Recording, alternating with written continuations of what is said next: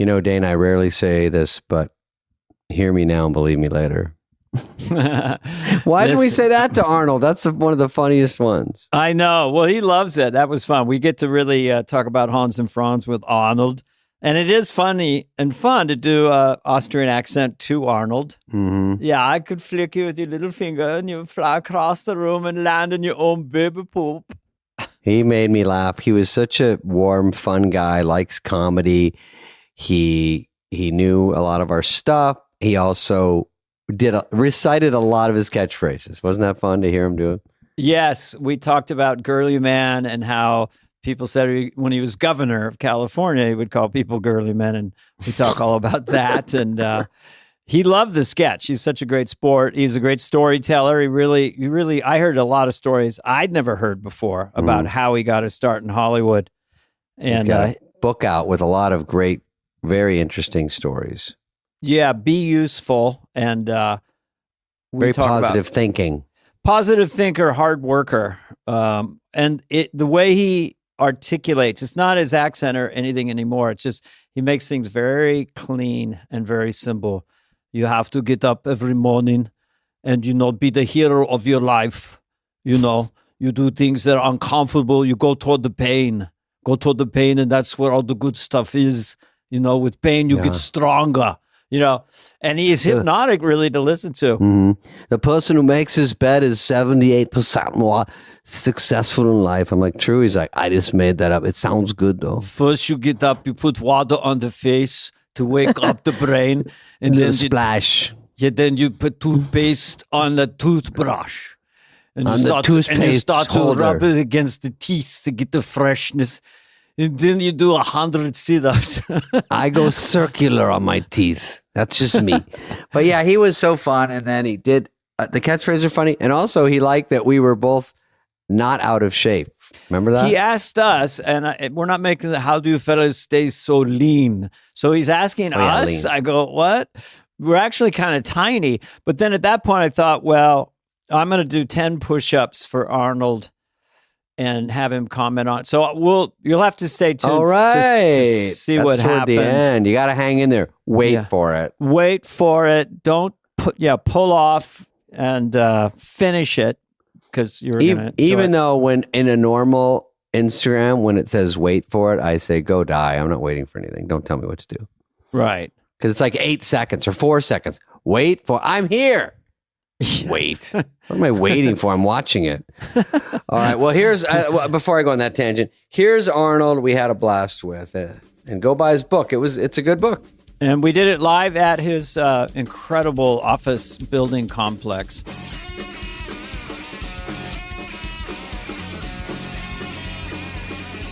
Arnold has just walked into the building.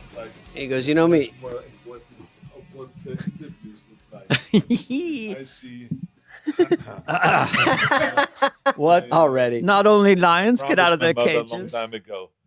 Don't say anything if you don't have anything positive to say. So it'll be kind of quiet. What is this? He's got wires all over. Let me do your trick. It's a little tiny. How long have you guys been doing this? This 18 months. 18 months? Is that right? Yeah. And how did you end up together? I met him before SNL, believe it or not, in the 80s at the clubs and stuff. 80s? Jesus. Well, whatever. And then I moved back down to LA and we started hanging out. And then I had a little podcast I was doing. He came on. Then our manager said, you got to do this. So yeah, that was it. Yeah. But I think it's a great idea because I think it creates more energy if you have two people it does. Kind of back and forth type of thing. Makes it a lot easier. A lot better, yeah. It makes it go quicker, and he's pretty smart. And we both know a lot of the same people. This guy is. And it happens. Sorry, Arnold. You're smart too. Oh, man. Let me tell you. I mean, it's really... I think this is the first one that we are doing with comedians. That's a fun one. Am I right? Yeah. First podcast, yeah. Because, I mean, you guys made me laugh. Let me tell you. More often than anything. I mean, when I... Conan's a comedian. You know, Conan, not as funny as we are. Yeah. I mean, sort of. Conan's but I don't see Conan as much as a comedian. Well, he's not a stand-up, but he's funny. But in Yeah. general, because Yeah. I know him more as a host Right. of a very popular Talk kind show. of a talk show, right? Yeah. So I have done his show several Yes. times, but they're not as a stand-up comedy and all this stuff. But I Right. mean, we have all known each other on a personal level. Yeah. And have had a lot of fun together on the personal. Oh, yeah. And then you, of course, you guys came to the White House. Oh, You yeah. know, we're doing the Hans and Franz streak during did the them. because we had this great American workout, Yes, which was I kind of remember. like a copy of what Kennedy used to do Mm-hmm. in the White House. Because all the other presidents really never really capitalized on this idea of President's Council on Physical Fitness and Sports, right? Right. Created under Eisenhower, but then Kennedy made it kind of The become a 50-mile reality. walk. I did Yeah, exactly, that yeah. in school. It was when I was Yeah, in I know. sixth grade. It was like 50 push-ups, pull-ups. You did all that. That's it made right. you stay in you shape. got a medal when you Yeah. could do Yeah. certain things. And so what happened is that we had now the event, the Great American Yeah. Workout at the South Lawn of the White House. Yes. But you don't just want to make it a fitness event, right? And make it boring. So we wanted to make it hip. So I asked them, Hans and Franz had These to two come to the idiots, White yeah. House and entertain the people and the kids and everybody. And they made everyone laugh and howl. And it was just huge. And it got us also, because of them, great ratings. Yeah, good And press. so all the press was there. And, they were like the big shots from Saturday Night Live. And Yeah. Hans and Franz still looking for, Uncle Arnold. And all of that And we kind walked of stuff, around and just berated walk everyone. around, exactly. Don't undo your belt, you might cause a flower. Yeah, and then flip everyone through the air to land in their own baby poop. That was Yeah, that was one of the exactly. best. Yeah. That and your bodies are like marshmallows. You're lucky I don't have a campfire here. Yeah, So exactly. they're threatening to burn someone. Well, Hans and Franz was so funny. It was so great when you did it. You didn't Wow. host, right? You just came Yeah, on. I was on SNL. I was a Yeah. guest. He invited me to come to Yeah. the show and to be a guest there. And with Danny DeVito. One Yes. time I was there with Danny DeVito. Yes, and Danny when he was the came out pit with bull. twins. Yeah. And he was like, trying to attack Yeah, the audience. exactly, You were yeah. holding him back. Right. But we didn't know how you were going to react. We started doing it and we heard Arnold's coming. Arnold's coming. And then they said, Arnold's waiting down the hall. This is in 8H in New York. Yeah. So Kevin and I are a little nervous. We went in and you're in some chair and you lean back and you go, how do I do the accent again, fellas? And Right. then we knew you loved it. Well, no, but to me it was heaven, because you have to understand that when I first wanted to get into acting, one of the first things they said was, it won't work. No one in America has ever made it that had an accent. No one could be a leading man or anything is like tough, this. It yeah. says it's really tough to do. People want to hear someone talk like John Wayne, like Clint Eastwood, and or Al Pacino. This with the guys, So anyway, so then I realized that I had to kind of make the accent actually something, not to hide it, but to actually make something Yes, of it. But then out accentuate of it, nowhere, without me controlling it, they came along and they legitimized it, because now there was someone that actually took that subject of accent and had a good time with it. Not to make fun of it, but to actually entertain people with it and to do it overboard. And so all of a sudden, from that point on, it became much more accepted, the whole thing, and really became much easier for me. Oh, I didn't even know and that. it's also but- comedy, and you doing a lot of action. It's good. Now you're involved in comedy. It's just one more thing in the comedy field Right. that people think of you, and then it's funny. And it's also Yeah. you were in on the joke. You were inside the Absolutely. tent. No, I and loved we're all it. having fun. I always had Yeah. a good sense of humor. Yeah. And he always was the first one to be able to make fun of myself and Yeah. of my situation, the body, coming from Germany, all of this Right. kind of stuff, the German The accent. flabby little puny arms. Exactly, yeah. And the little girly man, which girly man was to me was just like, gym talk. Like you look, your little puny arms, you look like a girly man. Yeah. And then when you became governor, sometimes you would use that to describe the legislatures, right? Yeah. You would use some of it, that a bunch of girly men. Or how- Yeah, exactly. So I would go on and say, that we should sign this bill. But, there's the legislators up there in Sacramento. There's such girly men. They're afraid to do the hard work and all this stuff. And they were really offended by the whole thing. So I actually stopped it, because I said, I want to work with those guys. I didn't mean it in a negative Right. way. No, I just wanted to I didn't want to insult them. I actually wanted to just entertain the crowd. Right. I was out in the shopping mall, and I was like saying to the people, I said, be with me, like vote for those initiatives that are coming up in November. I said, I have to take it directly to you, the initiatives, because this girly man in Sacramento wouldn't go for it. And they were laughing, that day when I went back to Sacramento. How could you call us girly man? This is not fair, for you to do. I said, I'm sorry, I didn't want to offend you. Yeah, to me, it was just silly. The New York Times called me and tried to get me to explain what it meant. And to me, it was just two guys lifting weights in a gym teasing each other. Yeah. There was no homophobic undertones not at all. But today, you have to Of be so course. careful when you say all this stuff. Yeah, if you say baby man, everything. you little baby, and then they're like, why is that against babies? And Yeah, you're like, exactly. Yes, as a baby man. But what I like is we were saying, you as a politician are one of the few that you were putting humor in, and it does make people listen. Yeah, because exactly. You did it it's not before so Trump. boring. Yeah. You had nicknames for foes and stuff. That's right. Exactly. Yeah. You came out of the box as a breath of fresh air in California, like the anti-politician, telling it like it is. I remember your first debate, I think, was they tax us when we go to the bathroom in the morning. They tax us when we drive in our cars. Yeah. They tax, and it was such a compelling... When you have a cup of coffee, they tax us. They tax, the gas station. Yeah, tax, like morning, noon, and night. Taxing. But that made you stand out. But anyway, so your book, I read it. It's called, you don't know this, but it's called Be Useful, 7 Tools for Life. Yes. Your Ghostwriter. I'm going to read you one chapter. No, I'm kidding. By the way, this is true. Chapter 1. Oh, you have the book. Oh, fuck yeah, I do. I got questions. I got books. My brother and I've got 3 older brothers. We have this thing that we used to say for all years. registered girly men. We would always say, what would Arnold do when we're up against any kind of challenge or something negative? I'm not kidding. What would Arnold do? Because I noticed now I'm just because I'm with you, I'm talking with a slight Austrian accent the whole time. But I'm always thinking, what would Arnold do in this situation? Which would always be positive. Always. So I'm not surprised at all you wrote this book.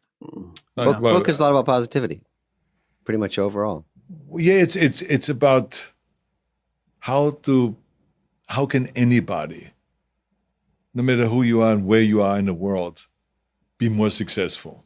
Mm-hmm. Yeah. And because there's just certain things that hold us back, and it's simple things sometimes, like the fear of failure, or picking little goals rather than big goals, and whatever it is, or listening to the naysayers, whatever it may be.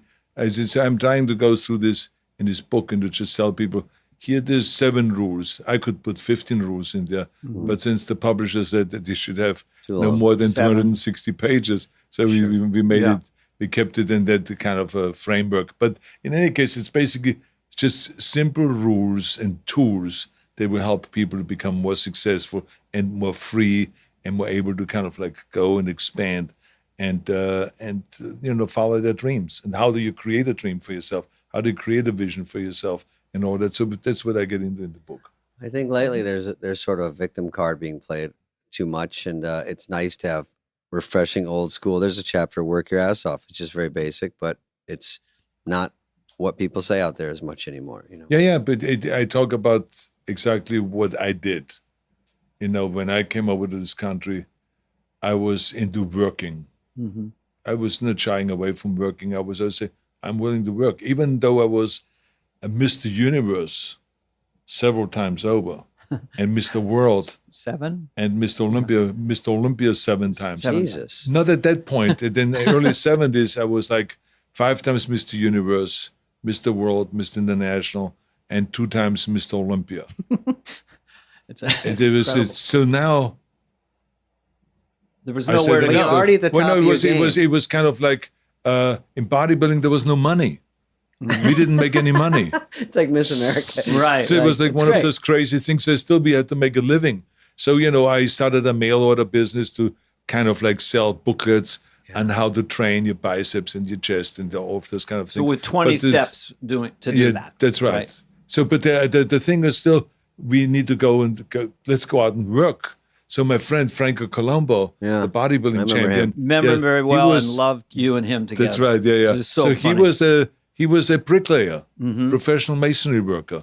Learned it in Italy, in Sardinia, then continued working in Germany. That's where I met him. And so when he came over here, and we kind of always trained together, I said to Frank, I said, Frank, you're a masonry worker, you're a bricklayer.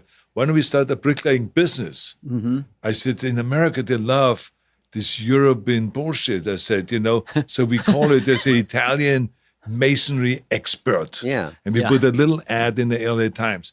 Well, the next day, after we put this ad in, beyond our knowledge, an earthquake happened. Expectation. So the earthquake happened. It's 1971. So then business explodes. So all of a 'cause the whole sudden now town the collapsed. chimneys fall down, the patios, the Timing's walls, everything. And you had everything. nothing to do with so it? now we started getting it's funny. Nothing to do with it. but anyway, the next thing I know is we get all these phone calls. Can you come out and give me an estimate how to rebuild my chimney and how to rebuild my fireplace, how to do my patio. I have a huge crack going through the whole patio and we cannot continue like that, blah, blah, blah. So Frank and I started going out and doing estimates. And of course, we were not really experienced in all this stuff. Sure. So we just started, measuring the stuff. And then we had always arguments about, I was always kind of like the good guy. He was the bad Italian who always charges too much. And then I would say, this is outrageous, Frankie. You cannot charge $7,600 for this stuff. We can do it cheaper than that. No. And then we started in German and in Italian. We started arguing. No one understood what we were saying. And we were just imagining. I said to the guy, I wouldn't say to the customer, I said, well, I got him down now finally. So we can do it for $5,000. And they said, thank you so much. And they hugged me. Yeah. And then we did the job and all this. How do you teach street smarts like that? One is the Italian name in the paper and then the collapsing. But then this whole song and dance, that's just like street smarts. Or what would you call that IQ? Well, but remember that when I was in school, I was an apprentice in selling. Oh, so so when I was 15 years old, instead of going to go on to a university career or anything like this, I learned to be a salesperson. And so I was kind of an apprentice for 3 years, and I learned how to sell. Yeah. So sell. This is, and I have one of the chapters in the book that is in there because I realized of how important selling is. So the art of selling was, in this case, was when I go to a customer and he says, can you tell me how much it costs to redo this chimney? It sounds better if you go like you do in the store, 50% off. Yes, no matter what. But first they add the 50% and then they give you 50% off. So so my idea was, I said, I measured it out and I said to Frank, I said, I think it would cost us by the time we buy the material, which will be $2,000. Our workmanship, it would take us a week to do this. $1,500 each is $3,000, so that's $5,000. So then Frank said, "Yeah, $5,000, we can do it." So then I would go to the guy and says, "He wants $7,800," and the guy would freak out and say, "Oh my God, I don't know if I can afford this. This is like outrageous." I said, "Well, let me work on it." And so I would go to Frank, and then all of a sudden we would have this screaming match in the corner. Oh, this is outrageous. Big show. Das ist zu teuer. Das ist hier überhaupt nicht so viel Arbeit. Blah, blah, blah, blah, blah. And then he in Italian and all of this stuff. And then the next thing is I go back to the guy and says, I brought him down to $5,000. The guy said, "Oh, thank God. Oh." And they will hug me and then we get the job, So it's about, so we gave them a good deal, but we also kind of sold the idea that they got a special deal. Did you do physical work or just sort of? No. I was the guy that was mixing the cement and the sand and the water. Skill. So I picked up the mixer at the construction place where you rent construction equipment, and I picked it up with my car. They put it on the back. And I took it to the construction. You just used blenders to save money? And I just, exactly. Did they notice how pumped up you guys were? Did they comment on it? What you comment on the song? On the Speedos? And what did you say? We said we're bodybuilders. And they said, but why we really didn't want to say that we have to work for a living. We just said, look, we have two choices. One of the things is, I lost one of the Mr. Universe contests because I didn't have enough of a tan. So that's why you're out there? I said, which was in Florida, which is really true. One of the reasons was I didn't have a tan. The other one was I was a little bit too chubby. I wasn't cut chubby, enough. like yeah, exactly. 4% This body is fat. pre-spray Right, tan, yeah. everyone. So anyway, so I said, I lost my bodybuilding competition because I didn't have enough of a tan. Yeah. I said, it Yeah. will never, ever happen again. Right. I said, so now, not only am I training every day on Muscle Beach down there in Venice Beach, on the weightlifting platform, I said, but I want to work out here. We rip off the shirt and we work outside because then you get the natural tan all over the place. Yeah. You get brown. I said, and then this way how we can win. So this is why we work a few hours every day in the sun. Right. You give And him that so long this was one of the rap. I said, and he happens to be a bricklayer, an outstanding bricklayer from Italy. He did all the special masonry work. He even worked in the Vatican. And the work was good. Yeah, So- basically built the Vatican.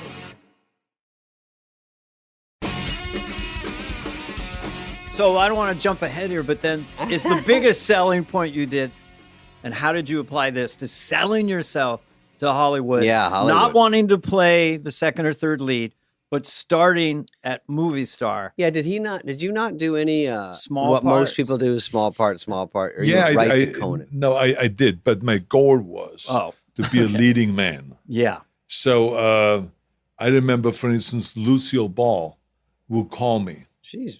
and say I was at Gold's Gym working out, and she saw me on the Merv Griffin show, Arnold. and she said she called me. Arnold, this is Lucy Exactly, Ball. that's right, It's yeah. got a little bit of Yeah. smoking, yeah. That's right. I met her. And so she says, I saw you on the Merv Griffin show.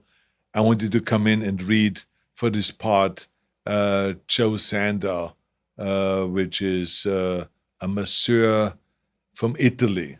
There's an Italian accent, but most people don't know the difference between a German accent and an Italian accent, blah, blah, blah. Come on in and read. And so I would go in there and I was saying, oh my God, there's a TV show with Art Carney, Lucille Ball. It's huge. Art Carney just won the Academy Awards and all that Yeah. stuff. So this was like really big. So I went in there and she opened up the script and said, read this part. But I had no idea what that means. So so she says, well, I need to come in and my back hurts, and she says, how do you know how to massage? And I said, my name is Joe Sandow, and I am from Italy. I'm a truck driver from Italy, and in Italy, every truck driver also does massages. And she says, oh wait. Yeah, you went to my acting. She says, let's go and take the script away. Yeah, no She script. that's says better. the idea of it is this, blah, blah. So she explained to me the idea, and then she asked me some questions. Right. And then I would just say, yeah, I'm from Italy. I'm a truck driver, and my name is Joe Sandow. And of course, in Italy, everyone does massages. And then she was like laughing, and everyone else was laughing. Right. And then she says, you see, guys, I told you he will be good. I mean, he's not used to the script idea and the reading idea, but I mean, he can. By the time we shoot this next Friday, he will be perfect. I promise you guys that. And are you here ready to be here every day for rehearsal? And I didn't even know what rehearsal meant. Oh, God. But in any case, but the bottom line, I said, yeah, whatever you want me to do, I do. And so I came every day. I worked with her every day. She was very patient, and we shot then on Friday. And she kept saying, and you need to project more. You need to project more because we're shooting live. So I had no idea what live meant. I had no idea what that meant. So anyway, we rehearsed, and then we shot this scene that I'm ringing the doorbell. The green light lights up at the door. And I open out the door. She opens up the door. And she says, you are the masseur? And I say, yeah, I'm the masseur. She says, come on in. And so I go in there, and all of a sudden, huge applause. Oh my God! You don't know that there's people. So now there. I'm standing with my massage table, and I'm looking out like this, staring out. I'm in shock. I'm frozen. First time you I'm heard frozen. Like, So this is not what Brady. the scene's supposed to be frozen. Right. To come in there and to be like this Italian flamboyant guy Yeah. that opens up the massage table professionally, chuck, boom, flips it open and says, lie down. Now you're just so frozen. I'm not standing there like this, totally frozen. And then she says, what, on the massaging me? Get the table set up. So she immediately Oh, she saw what played was off happening. it. Oh, Yeah. yeah, totally. And then so I said, oh, yeah, exactly. And the applause continued on. So I flipped the table over. Now, of course, I only had the tank top on, so I had like the big guns hanging out and the whole thing. Did like you get this. applause But anyway, for the guns? it was fantastic, the whole thing. Art Carney came in the middle of the scene. The whole thing was like a 7-minute scene, and it played like a jewel. I remembered all my lines. She said it was fantastic. And then I tell you something. From that moment on, Lucille Ball, as long as she lived, she always wrote me a letter. Every movie that I did after that. She saw me on Streets of San Francisco to play a guest starring role, which I got after that 2 years later. She saw Stay Hungry, when that came out with Barbara Rafelson, that he directed with Jeff Bridges and Sally Fields. She wrote me a letter. I'm so proud of you. Arnold, you're fantastic. I knew you had this potential. You're going to be a big star. I mean, what a sweetheart of a woman. As tough as she was. Everyone knows she was one of the toughest women in town. And Art Carney could tell you that because she kind of directed the show, even though she was not the director. And then Gary Morton, who was her husband, could also tell you how tough she was. She ran the whole studio. I mean, I did a pilot with Desi Arnaz Jr. called Whacked Out, and we're doing the pilot. Audience is there, and we're really bombing. I mean, it's silent. And all of a sudden, I hear a voice from the bleachers going, "What's wrong with you people?" So Lucille Ball had grabbed the microphone and was yelling at the audience, "This is funny." Then the whole audience flipped out, made a big line, and it took an hour and a half for everyone to get her autograph. That's fantastic. Yeah. For her to take time to do that with you is pretty nice, because she could have just said, tough reading, get out, next. But absolutely, to work with you and to be that big of a star and get you going. And that was really probably one of the biggest things, even just confidence-wise. Yeah. No, but I as much as people were negative about the idea of a muscle guy getting into movies, because they felt kind of the 60s, the era of the Hercules movies. Steve Reeves and Reg Park and Mark Forrest and Lou Degny and Gordon Mitchell and all those guys. They're kind of bad movies or B movies. They were they were not significant movies, but I mean, indies. For me, big, because when I was 15 years old and I saw Steve Reeves and Reg Park on the screen, I said, "Oh my God, can you believe bodybuilders then become leading man in movies?" It's a long shot, though. So that was my motivation to get into bodybuilding. I said to myself, "Oh, then I can be an actor." So then I go to Hollywood. There's Muscle Beach and there's Hollywood. So you have your own fantasies as a kid with 15. So that was my fantasy, and I made my fantasy become a reality. And I talk about that in the book, how important it is that we have a vision, and that we have a goal, and that we have something to chase, no matter how stupid it may sound to other people. But just don't listen to the naysayers. Chase your dreams, and that's exactly what I did. And that part of the book, don't listen. That seems like a lot of people. Like, I would get my feelings hurt a lot in the early days before I got on Saturday Night Live. If someone said I wasn't good or whatever, what are the mind tricks you played to get around that? Like, they're saying, "You're terrible, you're nothing, this isn't going to make it, that's not good," and you twist it in your mind. I didn't have to really twist much, because I just saw my vision very clearly in front of me becoming eventually a Mr. Universe, for me eventually coming to America and eventually getting into movies. I saw that.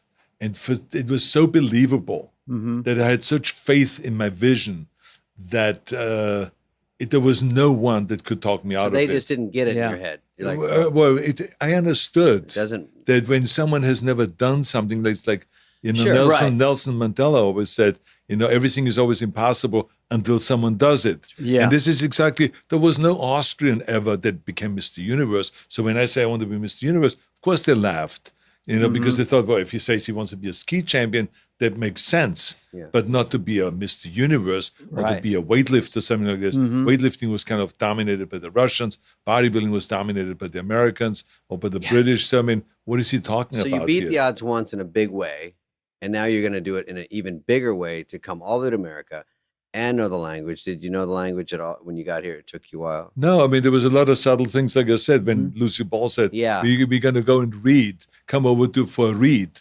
I did not know what that meant. I did not know when she said, we're going to shoot this live, that this means there will be a live audience and we will be live, the filming and not taping and stuff like that. So all of this stuff I did not know, but I learned the language quickly. I went to college. I remember I went to Santa Monica City College and took English classes, and then eventually took business classes, and all the stuff that I learned as an apprentice, selling, marketing, publicity, and accounting, mathematics and all of this stuff, micro and macroeconomics, and then eventually got a degree in that, which was also not something that I planned on doing. But I was like going part-time to college for 8 years.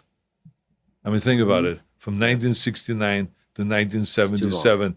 It was like I just wanted to educate myself. Yeah. And I didn't have a student visa, so I couldn't go full-time to college. So I had to always just take 2 classes. So sometimes even to cheat a little bit, I took 2 classes at Santa Monica City College. And then at night I would go over to UCLA and take some extension courses. And then sometimes I would take classes at West Los Angeles College and stuff like that. But eventually I got like almost 300 units of credits, and then they gave me a degree. It's so easy to quit along the way in this guy. There's so many hard obstacles that people just go, I can't do that. 8 years take of 2 college. forget it. I have the question. Did you, when you were thinking of your vision, Mr. Olympia, and when you envision yourself as a movie star, did you envision Conan the Barbarian? Did you ever envision Twins and Kindergarten Cop? It evolved. No. Conan the Barbarian. I mean, What I using your envisioned- physicality. John Wayne. Sean What I Connery. envisioned was just like Reg Park and Steve Reeves. I said to myself, Yeah. maybe I can somehow use the muscles and get into movies. I did not know that there are eras. Yeah.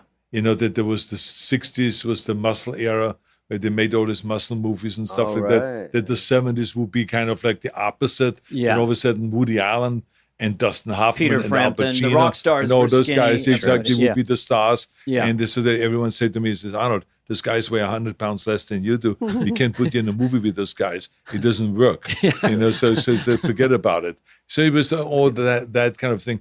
So, but eventually, I think that after they did Stay Hungry, Yeah. and I played a bodybuilding champion in Stay Hungry in a movie, and I got the Golden Globe Awards for Best Acting Debut for that Yeah. movie. That's so that huge. really helped me. Did you improvise because- those lines though? Some of No, there was in Stay Hungry it was all written, and you were natural in that. and well, thank you. And then Pumping Iron came out, and then that was a big hit. Yeah. And so then all of a sudden people started saying, it was Pumping Iron actually that made Ed Pressman, who just passed away recently, Right. famous Big producer, producer, right, who saw me in Pumping Iron and then got the rights of the Conan. The After Conan he saw rights. you and then he got exactly the rights. for You're movies. inching over to like That's more right. mainstream, and then you're going to get away from only strongman parts. Like when I moved here, when I got a script the first time, I just read it to them. They handed me the script and I just read it back to them, and they're like, "What are you doing?" I'm like, "I don't know," because they go, "Come read." It was the same thing. I don't know sides, all the lingo I didn't know, and it was hard for me to get work. And I'm only this strong, so Well, I know it was a little bit of a detriment. Dave, did you find it tells you something about yourself? Like me in the early 80s, I go to audition, I walk in a room and I see baby face guys with weak chins and little arms. Baby man. They all look like me. I mean, you would walk in reading for something. Would you see a lot of other big guys waiting to read? No, I never read again. You never read? Oh, never that was again. it. No, that You was never it. auditioned? Wow. No, never. What? I knew that this auditioning, this is not my bag. That's not my I'm bag. going to tap out on Oh, the shit. But for some reason or Nobody. the other, from that point on, they came to me, like Bob Rafelson came to me and said, I want you to do Stay Hungry, but you have to take acting classes. Yeah, I get you, Sure. with this guy, Eric Morris, who is an acting coach. He says he was working with Chuck Nicholson and blah, blah, blah. He says, I want you to take acting lessons, and then you will come in for a reading.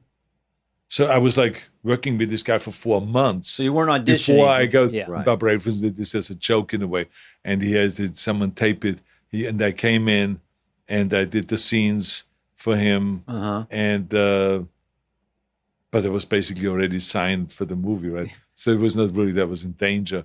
But so anyway, I did the scenes, and he again was very, very complimentary. But this is the sweetness of people in this town that I noticed, kind of how supportive they can be. Right. Like Bob Rafelson immediately says, "Hey, stop it." I said, "What?" He says, "Look at my hair. Look at my hair on my forearm." I said, "Okay, I see your hair in the forearm." He says, "It's standing up. Do you know this hair in my forearm? When that stands up, it means that they're totally bought in a scene. So what you just did, I totally bought in. It was so touching. It was so emotional. It was so well delivered. We don't even have to go any further. This is it. You have the part. Wow. And this is how it would be like that. And the same was with Jeff Bridges and with Sally Fields. They know I was a beginner on this whole thing. But, oh, man, they were so supportive when we did the scenes. Sally Fields was, like, extraordinary. And so was Jeff Bridges, so supportive and everything. Just take extra time. I had really not a always good experience. Yeah. And then I think Landsberg, when he hired me for, the Jane Mansfield story with Lonnie Anderson, where I played Mickey Haggiday, because Jane Mansfield's husband was a Hungarian guy. Right. So So he was Mr. Universe. And so I played that character, basically. And so with an accent, the accent was perfect. Then eventually I got the Conan gig. Yeah. And it was a big international kind of a movie with Universal Studios. how much So of that did well? gross? Like 200 million or something? No, in those days there was no They- 200 million, but I mean it grossed on I think 70 or 80 million dollars. That's I don't know huge, what it yeah. was, Like but I mean, 300 it was million, like it was like really it was big, and it was number one at the box office when it opened up. So everyone was really happy, and they signed me up for a second one, and that's when it was my first. With the second Conan, I made the first $1 million.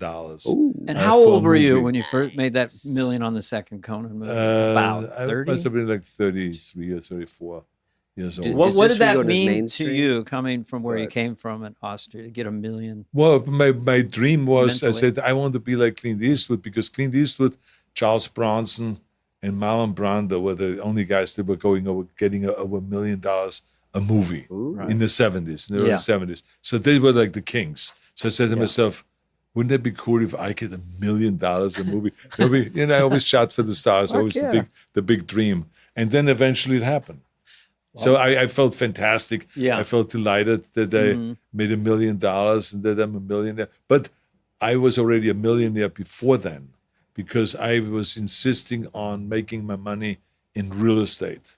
Like for instance, this building that we're sitting in right now, I built it in 1984. So in 1984, I bought I'll give you $1 million I for it. Before Conan? At least it was no, it was not before Conan, but it was before. It was cheaper, though. Before the before second we went Yeah. Terminator and all those And things. where'd you get the money to buy the real estate? Well, Or did I you was physically build working on construction sites. I saving? was doing exhibitions and all this, and I started saving money. And then there was an apartment building for sale in Santa Monica for $240,000. Now that's like the day, Yeah. the $10 million. Or Yeah. whatever, I don't know what. But in any case, it was $240,000, and I needed $37,000 down payment. I had in my bank account 27. So I went to Joe Weider, who was the publisher Muscle. of the bodybuilding Yeah, magazine. Bodybuilding. Exactly. And I said, can you go and loan me $10,000 for 1 year? And he said, absolutely. And so he would loan me the $10,000. I would put the $37,000 down, and I bought this building, this office building. 2 years later, someone comes to me and offers me now $500,000 for the same building. This is how much real estate went up in the 70s because of the high inflation rate. Right. So I now immediately sold this building, took that profit and traded up to a 12-unit apartment building. Then I sold that 2 years later and traded up to a 36-unit apartment When's your building. book on how to become a millionaire? And, Real and this estate is coming out? so I was any like extra really money? Yeah. very quickly in the 70s. I was already a millionaire.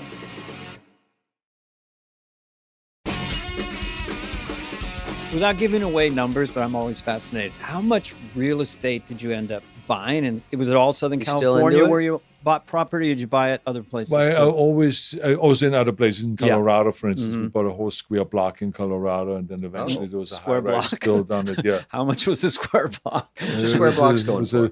It was not that because we bought up pieces at the time, Yeah. and then eventually it was a square block, and then we were able to sell this to someone that wanted to build a high rise, square block. Right. and then we were able to get cut in 10% of the high rise and blah blah blah and all that stuff. So anyway, so I was always felt very comfortable with the real estate business, but at the same time, the rule is don't have all your irons in the same fire. So I was, investing in stocks and in bonds and all kinds of other kind of like startup businesses and so on. And so my investments always were very good. I never lost money on any investment as far as that goes. There was a huge, and listen to this, it was really funny because I bought the first money I got, I saved, I bought land out in the Antelope Valley. Why? Because I read somewhere when I came over to this country that they're going to build a supersonic airport out there. And so I said, oh, I'm going to go without telling anyone. I'm going to sneak out there and I'm going to buy some property. With a knife in your mouth. Exactly. And so this is what I did. I bought for $5,000. I had only $1,000, so I had to pay off the $5,000. I bought this property out there. And then, of course, they never built the airport. I thought the United States Air Force is out there. No, but the Air Force is out there. I mean, the supersonic airport, they passed a law, an international law, that said no supersonic aircrafts can fly over land. So that they're only over the ocean. So that killed the idea. And so they kept the LA airport here. So my investment went down the tube. So everyone was laughing about it. But here's what I think. Joe Weider said to me, he says, Arnold, don't worry about it. This will be a good investment for your grandchildren. Yeah. Keep it. Forget about it. Yeah. I did. I totally forgot about it and I kept it. Today it's worth $1.5 million. Just to show you a $5,000 property. Right. So I didn't even lose money on that investment. Yeah. So this is just to show you that, if you really hold on to it, if you're not doing any fire sale. For the rest of the podcast? Yeah, exactly. How to invest, Arnold? What would you do right now? What was after the one you just said? Oh, Conan. What was the first sort of mainstream? Conan 2. And then, what was... Because that was kind of mainstream. The funny thing was my dreams and my desires grew. And I'm sure it's the same with you. Well, First you want to do stand-up comedy, but then you say, wouldn't it be great if I do a TV show? Yeah. Wouldn't it be great if I do a movie? So it grows, you get more and more hungry. And so the same thing happened to me. So I said to myself, wouldn't it be cool if I could do movies that doesn't rely on muscles? Right. So what happened was Jim Cameron comes along. Yeah. And he says to me, with Mike Medavoy, and they say to me, he says, do you want to do this movie called Terminator? And I said, yeah. I said, that would be great. Can you send me the script? They said, sure. So he sent me the script and they said, it would be this character, Reese, which is the heroic character in the movie. And I said, that would be a really great, great role. And then for some reason or the other, when I met with Jim Cameron and we had lunch, I talked the entire lunch about Terminator. Jim, I said, I know you have not directed much, but I say, here's what is important when you direct this guy, whoever plays the Terminator. He says, well, the character that we hired for it is O.J. Simpson. He says, but the studio is kind of like negative about him because they think that he cannot sell the idea of being a killing machine. He says O.J. is not enough of a killer. He's kind of nice. He looks too soft for that. So these are direct quotes. So he says, then this is the truth. I mean, this is like unbelievable. He's doing Hertz commercials. And so they said, so this is not really set in stone. The whole thing is that, but after listening to you, Jim Cameron said, after listening to you talking to me about the Terminator, that he has to be trained to be like a machine, and he cannot walk like a human being, that he cannot talk like a human being. He says, you're absolutely correct. Your take on it is perfect. He says, why don't you play the Terminator? Yeah. And I said, no. I said, look, I want to play Reese. I want to be the hero, not the villain. Yeah. I'm set up in my mind. Well, the way I shoot it, Arnold, it would be like a hero and a villain. Hero because he does all these unbelievable things and wipes everyone out. Villain because he's a machine. But you don't have to be responsible personally because you're a machine. You're directed by some higher power, so it's not like you going around killing things. So I said to myself, let me think about it. And so for a few days I thought about it, and then I said to myself, he's actually right. If he shoots this the right way, this could be really cool. And then I called him back and I said, okay, I'm in. And so there was the first movie where throughout the whole movie. Shirt didn't come off. No, never. Yeah. It was like leather jacket, and the whole thing like that. And from then I got the offer to do, after Terminator, to do Commando And after that, to do Predator, Running Man, and it went on and on I and think on. I've All of a seen sudden, every one of your movies. I was in. Yeah. I was accepted in Hollywood as the action hero. Yes. And all came from Conan and from Terminator. So this was it was my launching pad. And you just had such a run at films. Dana, I saw a copy of Terminator when you said, your catchphrases are very short, which is Right. smart. I saw an early copy when you say, "Come with me if you want to live," Yeah. and it was, "Come with me if you want to live, because I know all the shortcuts in town. We can go down the 710, and we can get in a carpool lane, and the monster robot only can drive in the regular because he's one person." And I think it was better you tightened it because that Come seemed with like a me long if you want to live. catchphrase. Yeah, you didn't want to be too wordy. Yeah, it was too wordy. And so Come with me. the final script, "Come with me if you want to live." They cut better. all that out, Exactly. and it was There's boom, Hasta boom, La boom. Vista. There's you had a lot of good ones. Did you know at the time when you do those that these might be sort of cool little things to say? No, you don't know. Hasta la I mean, vista, we baby. never know what will hit Sure. and what people really like. I mean, you wish you can say that and say, "Oh, this was written this way," or "I improvised it." It's not. It wouldn't be true. The reality of it is, we had no idea that even "I'll be back" would be a line that would be the most repeated kind of line. Yeah. You In know, history. anything. I was One of them. arguing with Jim Cameron endlessly about "I will be back." He says, "No, I wrote I'll be back." I'm gonna say "I will be back" because I don't like the "I'll." This L thing sounds a little weird. I said, I will be back. And he says, "Who the fuck wrote the script? Oh, yeah. Are you the script writer now? Or am I the script writer?" I say, "You're the script writer." And he says, "Okay, so we say, I'll be back. And if you want, we can shoot it 10 different ways. If that makes you feel comfortable," he says. "But so let's just do that. I'll be back, not I will be back. That's bullshit." And so I was arguing with him about But you know the what's line. funny is It was right. And luckily, he robotically, was so right, and The he made rhythm. me "I say will it. be back" sounds almost more robotic, and you were right. Yeah, I in know, that but I mean, respect. that's so But he it's better just the way loved he "I'll did, be yeah. back," and so we did it 10 times. And when the movie came out, everyone wanted me to repeat that line, and so you don't know. We never had know. no idea this is going to happen. We had no idea that kind of like all the stuff, "Hasta la vista, baby" in Terminator 2, Right. or "Get to the chopper," is stupid lines. Get to the chopper. It's just because the way I say it, yeah. because Germans cannot pronounce the R on the end. So Right. so everything's chopper. What was It's it not a again? tumor. It's This not is a tumor. Yeah, so when I Tumor. say That's a tumor, great one. so when I say it's not a tumor, when we rehearsed for Kindergarten Cop, Mm-hmm. and I did the rehearsal with the kids, and I said it's not a tumor. All the kids started laughing, even though it was supposed to be an intense scene. 'Cause it just so sounded then funny. Ivan Reitman looked and said, "This is funny." Now we got a They're all joke. laughing. He said, "Say it the same way. Don't change anything." fucking fun. So anyway, so those lines became kind of famous because the way I say it, with my accent. And so if someone else would have said it, wouldn't have made it's anything. musical. It's a Yeah. musicality. "I will be back" has a different rhythm comedically. "I'll be back." Yeah, It's so exactly. intense. Didn't you do some where you would drop guys off, things for dropping by, and you drop them off a cliff? Those kinds of lines And too. the guy says, "You promised to kill me last, Sally." I said, "Sally, remember I promised to kill you last?" And he says, "Yeah."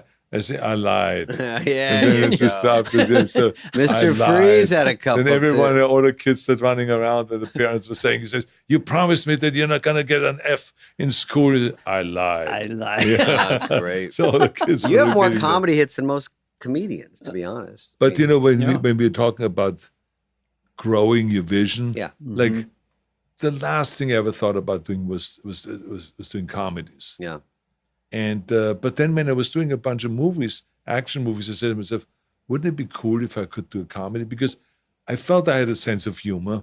Yes, I agree that I didn't understand the American sense of humor as well. So that's why I asked my buddy Milton Berle to teach me about Milton comedy. Berle? Wow. Yeah, Milton Berle, yeah. So he would write He was friends jokes with for me. Lucille Ball as well. Yeah, but he would write jokes for me all the time, Milton Berle, until he always, called me fucking Nazi. I have to write these fucking jokes for this Nazi. God damn it, you know. But he loved hanging out with me and smoking cigars with me. Yeah. Because of him, I really got into the cigar smoking, actually. But it was like, he was really, really funny. And he would then go and start writing stuff for me when I was doing speeches. You know, and he would say, you can't go out there in a speech and start with a serious note. Right. I said, you got to go and say, first make the people like you. So say something funny. Right. You know, go out there and just say, you know, what you probably wonder, what am I doing here at a medical convention in Vegas? But, you know, the Dr. So-and-so came up to me and says, Arnold, I love you because you're a real good American and you believe in free speech, right? And I said, yeah, of course I believe in free speech. Good, because you're going to give one in Vegas on June 14th. You know, so then the people laugh and they say, and then they like you. And now whatever you say, they will like you. I said, so that was Milton Berle's kind of a thing. So he would write little jokes and little lines for me for the beginning to get going with the speeches. Yeah. Lucille Ball, Milton Berle, you got some good ones.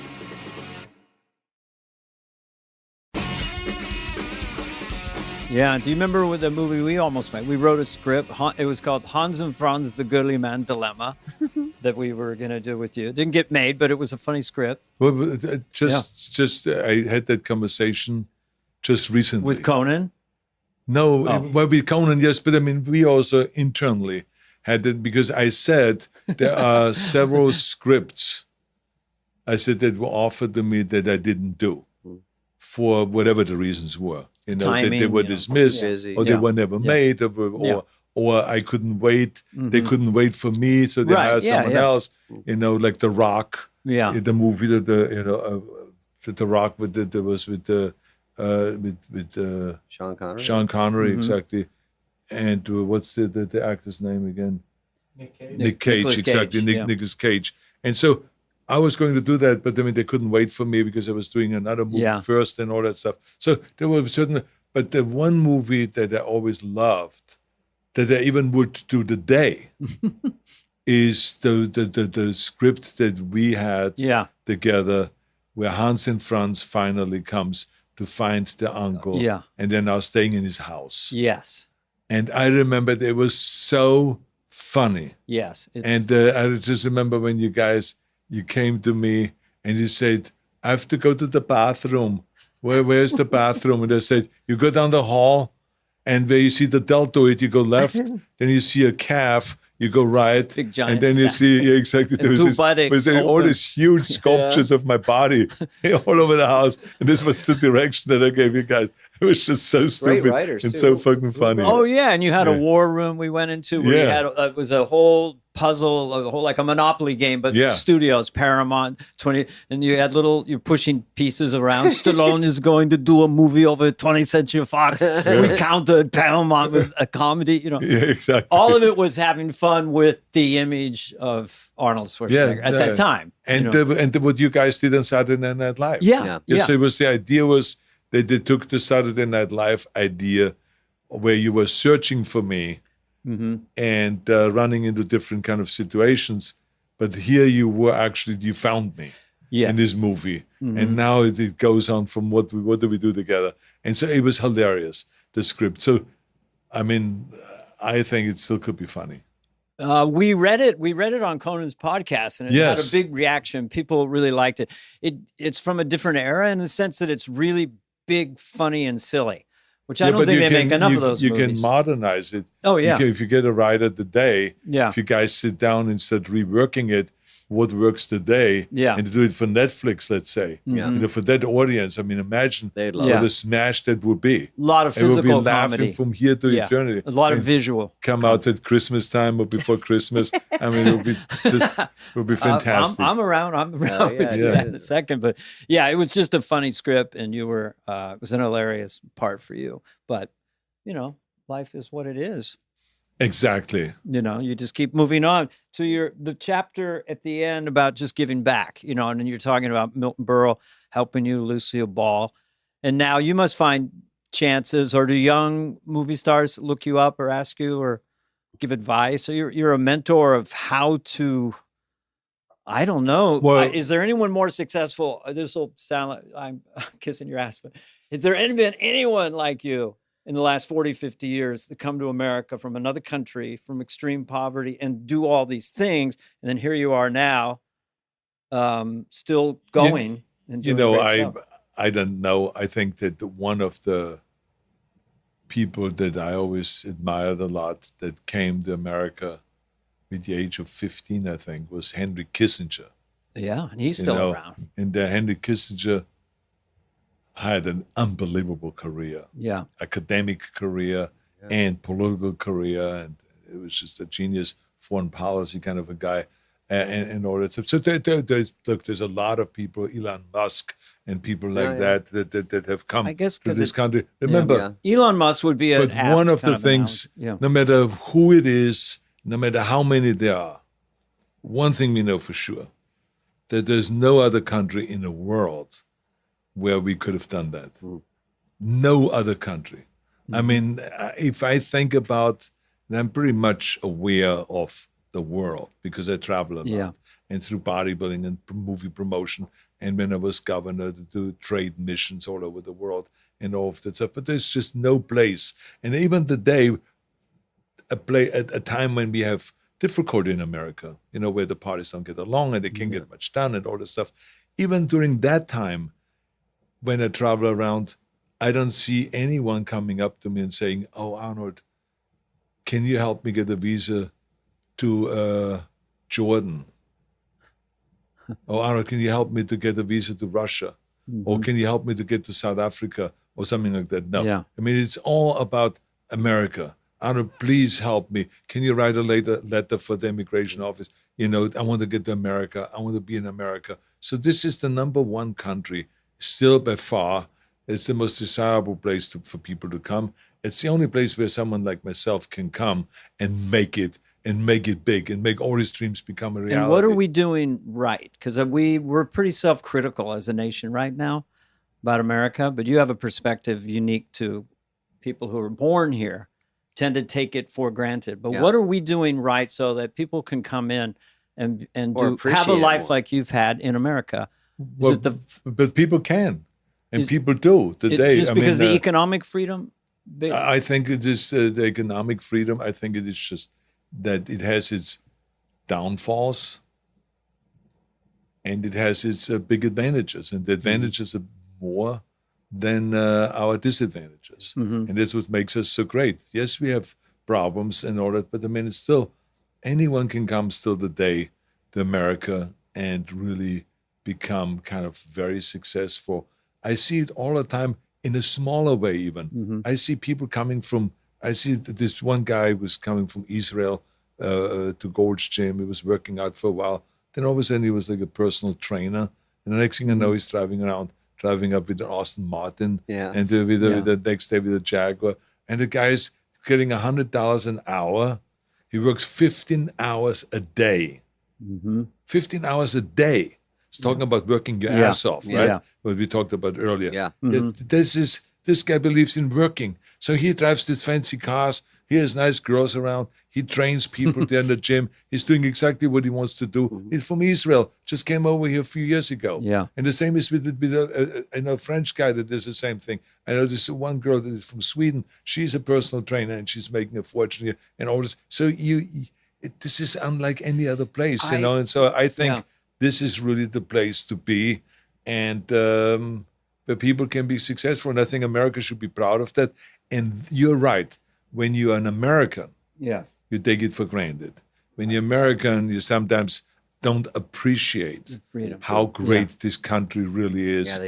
And the thing that everyone has to do is, and I talk about this in the last chapter, is this country was built by hardworking men and women that have sacrificed, that were not just looking forward to the glory, but sacrificed. And I think that today's kids have to study that history because it will make them wake up and say, I cannot be this little girly man. Well put. Because and of social I cannot media be this guy that is staying in bed. I want to sleep in. Oh, I want to feel good. Oh, I want to be treated kind of fairly. and nice and stuff. No, this is a tough world. Get up at 5 o'clock in the morning, 6 o'clock in the morning, and kick some serious ass. Go to work, whatever you do. The day's 24 hours. You can do it. And this is how we make this country, not only great, but keep it the greatest country in the world, is by not babying ourselves and not by kind of like taking it easy and trying to sleep in and I want to feel better and all this kind of stuff, but to kind of do the same thing as they did in the old days. Work your butt off. And it's like Ted Turner always said, early to bed, early to rise, work like hell and advertise. This is where the action is, and I believe in that, but it's important to know that we got to grind it out and we cannot just always look for the pleasures, but there is punishment, there is hardship, there is failure, there is tough times that you go through, but that's all okay. We got to go and have a clear vision, chase that vision, and then there will be struggles and all that stuff. The more struggles we have, the tougher we will get. And the more failures we have, the more we learn and the more successful we can get. I mean, remember what Michael Jordan said, I missed 5,000 shots. And I lost, 200 and some 80 games. But I became the greatest basketball player because of it. What I've learned. So it's don't be afraid of failure is one of the chapters that I have in the book. And so I think it's hard work, not being afraid of failure, to grind it out, to have a clear vision, not listen to the naysayers, pick big goals. So those are the kind of rules that I talk about in the book, because that's what we need to do in order to be successful as a person and as a country.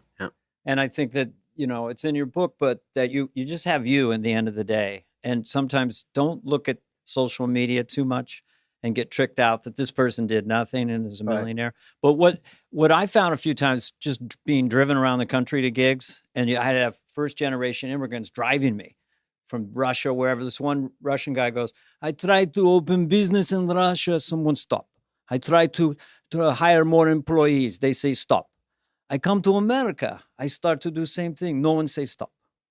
No one told him to stop. Who are you now? Almost every time. I own the business. I just like your comedy. I drive you, Mr. Carvey. But so that's the idea. Is it's nothing.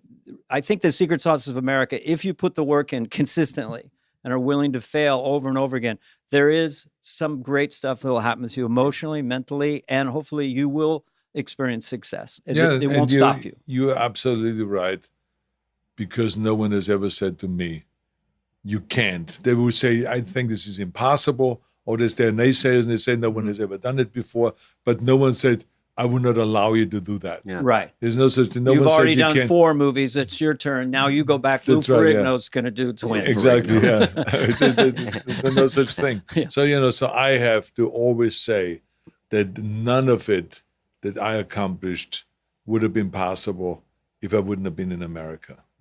Yeah. Wow. Well, see this here? Yeah. See the hairs on my arms. Actually, mine's here. Yeah. Those monstrous forearms of yours.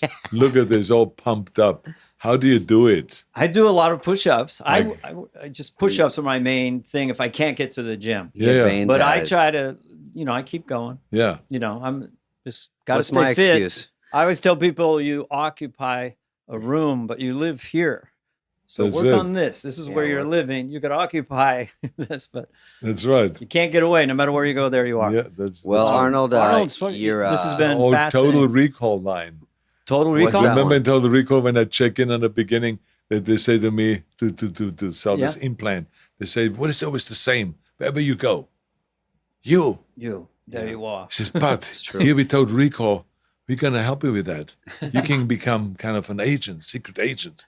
And you can have this wonderful woman. You can do this. You can conquer the blah, blah. So this is the whole thing. The whole line is about that. Do you have a favorite movie?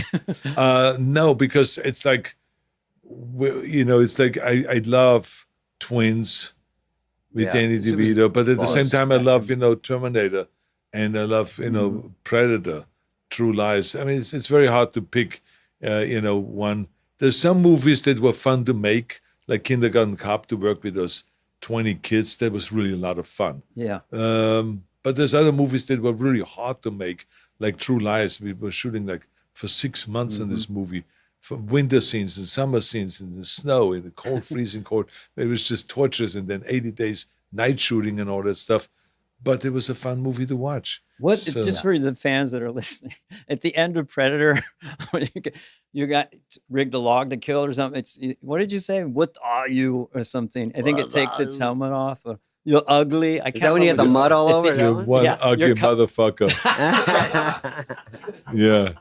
It was a great line. Yeah, exactly. You're just almost to be dead. You're just covered in mud. You got this monster. Yeah. You're one ugly motherfucker. Come, kill me. Do it now. Do it now. And then on the end, I said, get to the chopper. Hasta la vista, baby. And I had no idea that I would be walking around. I would go to the Arnold Classic, to the sports festival, people screaming out, "I'll get to the chopper." Yeah. All my lines, they're screaming out. It's just hilarious to watch that. I was at the Arnold Classic with you. We were backstage, and on the TV monitor were all the contestants out there doing their stuff. Yeah. And so I just looked at the monitor. I asked you, I said, is there anyone exceptional here? Oh. And you just leaned back with, me.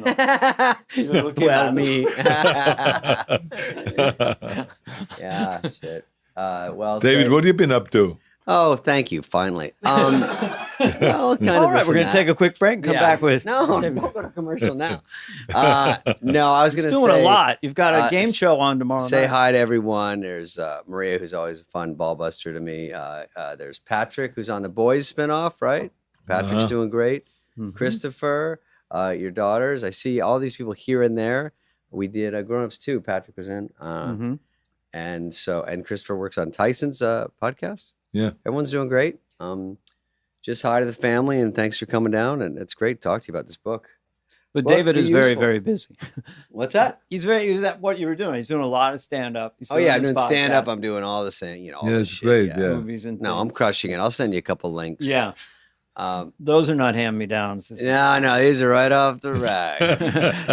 Taylor. Yeah. Hand-me-downs from Dana. No. He's like my little brother. Let me ask you something. I mean, sure.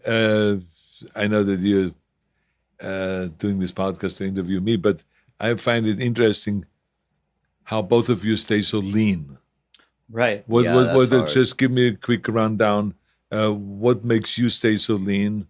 Are you disciplined with your eating, or you working out? What I realized down the line at a certain point, my problem was more eating than working out more. So when I ate less or more, thought it out more, I would lose weight faster than working out too much. So it was cut out sugar, try to cut out some white flour, and then overall, it is like more of a lifestyle than just dieting or whatever. You really slowly have to start cutting stuff out when you get older, and you can't eat as badly, do as much, this and that. And I sleep probably 8 hours. Dana, what about you? I ran track and field in high school, distance running and cross country. Then you still do? Yeah, you still run. Yeah, I do run and I hike. I do all kinds of things. I love the burn. You know how you say it's better than an orgasm. I love hard cardio. Sorry, that was hard orgasm over or something. It's better pumping up. It's like better. I remember that was funny. Yeah, when you get the burn, when you kick into that, it's I great. love to work really, really hard. I go up Griffith Park and I red line really, and then I started lifting weights, in my 30s, and then you and I have something in common. I had a bypass that the operation wasn't done correctly, but didn't hurt me when I was 42. So, and now I'm a little older than that. But that also put me on a Mediterranean diet, basically. And so my wife and I just got all the junk out of the house. We keep all the junk out of the house. If it's not right there, I don't have it. And I weigh myself. I'm not neurotic about it, but I just keep track. It's like a report card for me. And I'm not trying to get too thin. I just try to stay around this weight because I feel lighter on my feet. Yeah. It's hard. I just think that it is so important that we stay lean, even though I'm not lean. Well, you look great. But I'm just telling you that I got to this age now where I admire people much more when they're lean than when they're bulked up. Yeah. Because I think lean is where the action is. Yeah. Because the body just the body just lives longer when you're lean. Yeah. I look at my dogs. You know, the dogs that usually, the bigger dogs, they wipe out with the age of 12, 13, 14. I have this little dog, Noodle. A little dog like this. He's like 14 and a half years old, runs around, jumps up on every bench, and just still attacks all the other dogs when they're nasty, just the teeth, has full of energy, but it's little. Yeah. So he's going to live for the next, I'm more 10 like years Noodle, probably. I think. It's just amazing. No, I'm Noodle Yeah, and so Dana's No, but I'm like, just, yes, I'm comparing them.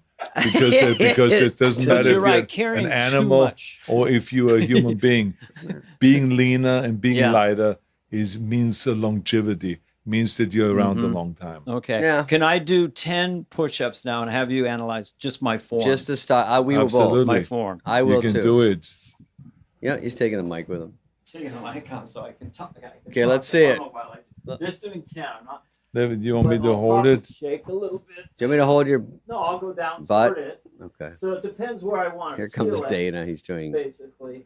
So I'm in the push-up position. Looks a Right. little girly man right now. 1, Shaking. 2, Well, don't, yeah. 3, 4, 5, 6, 7, No pauses. 8, Nailing it. 9, 10. Perfect. Shit. Perfect. Get the oxygen. It was fantastic. It was very, very strict. And what was good about it was that your body stayed absolutely flat. Right. You didn't put the butt up. buckle in with at the waistline Yeah. like a lot of people do and stuff You got to like keep that. your glutes on. You just so said that you it don't- like a board, straight, Yeah. totally flat, That's the greatest compliment. disciplined. Yes. Yeah. So that's what I do. And I do lat pulls. I do stuff for the back. Yeah. And mobility is all the rage now. I think it's You know, great. Hip mobility. Yeah. All right. Well, All good right, job. Arnold. Anyway, Saw my good to push-ups. see you All right, guys. Made good my luck with day. the book. It's Thank great. you for your help with Appreciate the it. book and all that stuff. I really appreciate that. The book is great. And we will stay in touch. Yeah, of Yes. course. Always fun All to right. see We you, buddy. will work together again. That would be On great. something. Let's do something. Absolutely. Yeah. This has been a podcast presentation of Cadence 13. Please listen, then rate, review, and follow all episodes. Available now for free wherever you get your podcast. No joke, folks. Fly on the Wall has been a presentation of Cadence 13. Executive produced by Dana Carvey and David Spade, Chris Corcoran of Cadence 13, and Charlie Finan of Brillstein Entertainment. The show's lead producer is Greg Holtzman with production and engineering support from Serena Regan and Chris Basil of Cadence 13.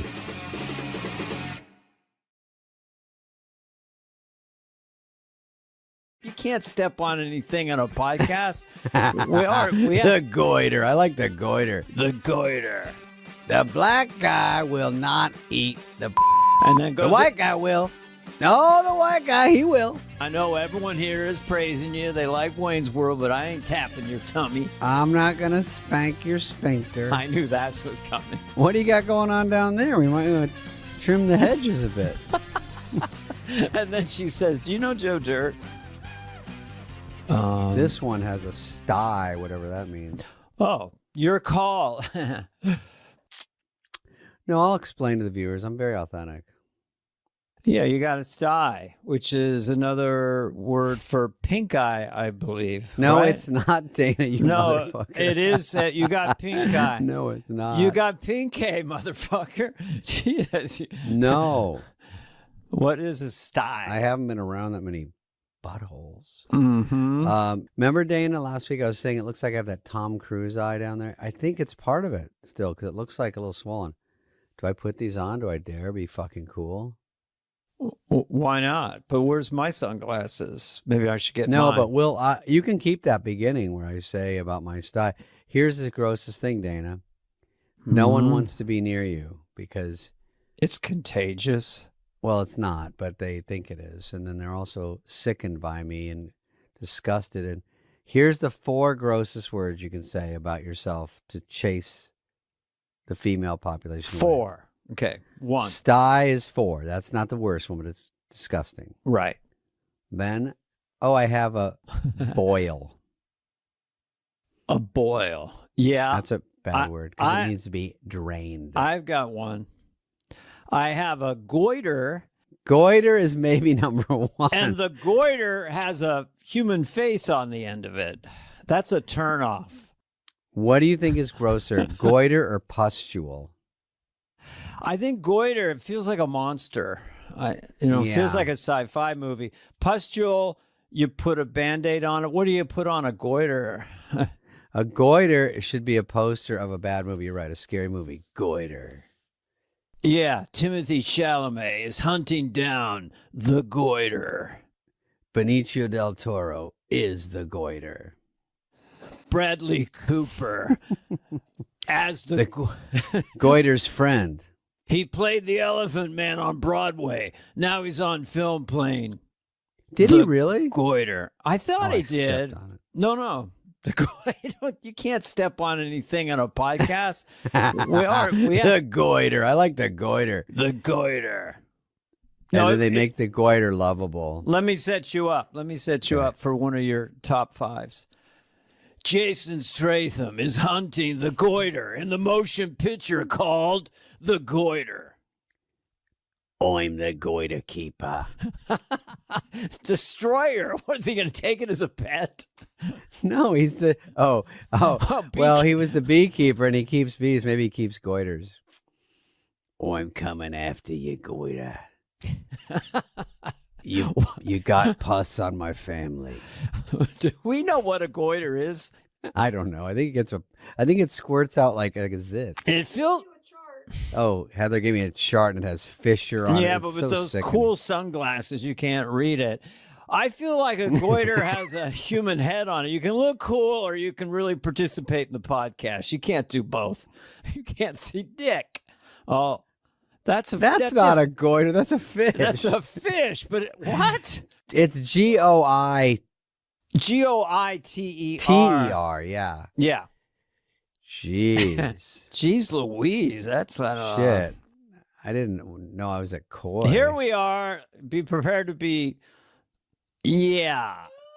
Oh my God! Look at that! Look at on the neck. The neck goiter. Oh, you need a turtleneck for that. Oh yeah.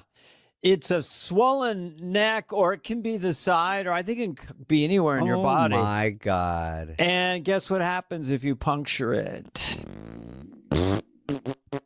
Dr. Pimple Popper comes with that Wendy's salad sneeze guard stuff around her. Does Wendy's have a salad bar? I haven't been there in a decade. I used to go. It has a sneeze guard on it. I'm kind of amazed at the burger franchises that don't do advertising and still exist. They crush it. I know. I don't understand. I'm their number one guy. I'm still so Joe Dirt. I go to drive-thrus. I go in a lot. You go in a lot? I go in there. Dressed as Joe Dirt? I'm just No, just that I'm a dirt ball. I go in. I like the drive-through, you know. And then you do little characters to it. Yeah, I do little impressions and characters. I want them to recognize me. No, I get this when I'm tired and I'm driving. It's the only time I go to McDonald's. Regular cheeseburger, small fries, small Coke.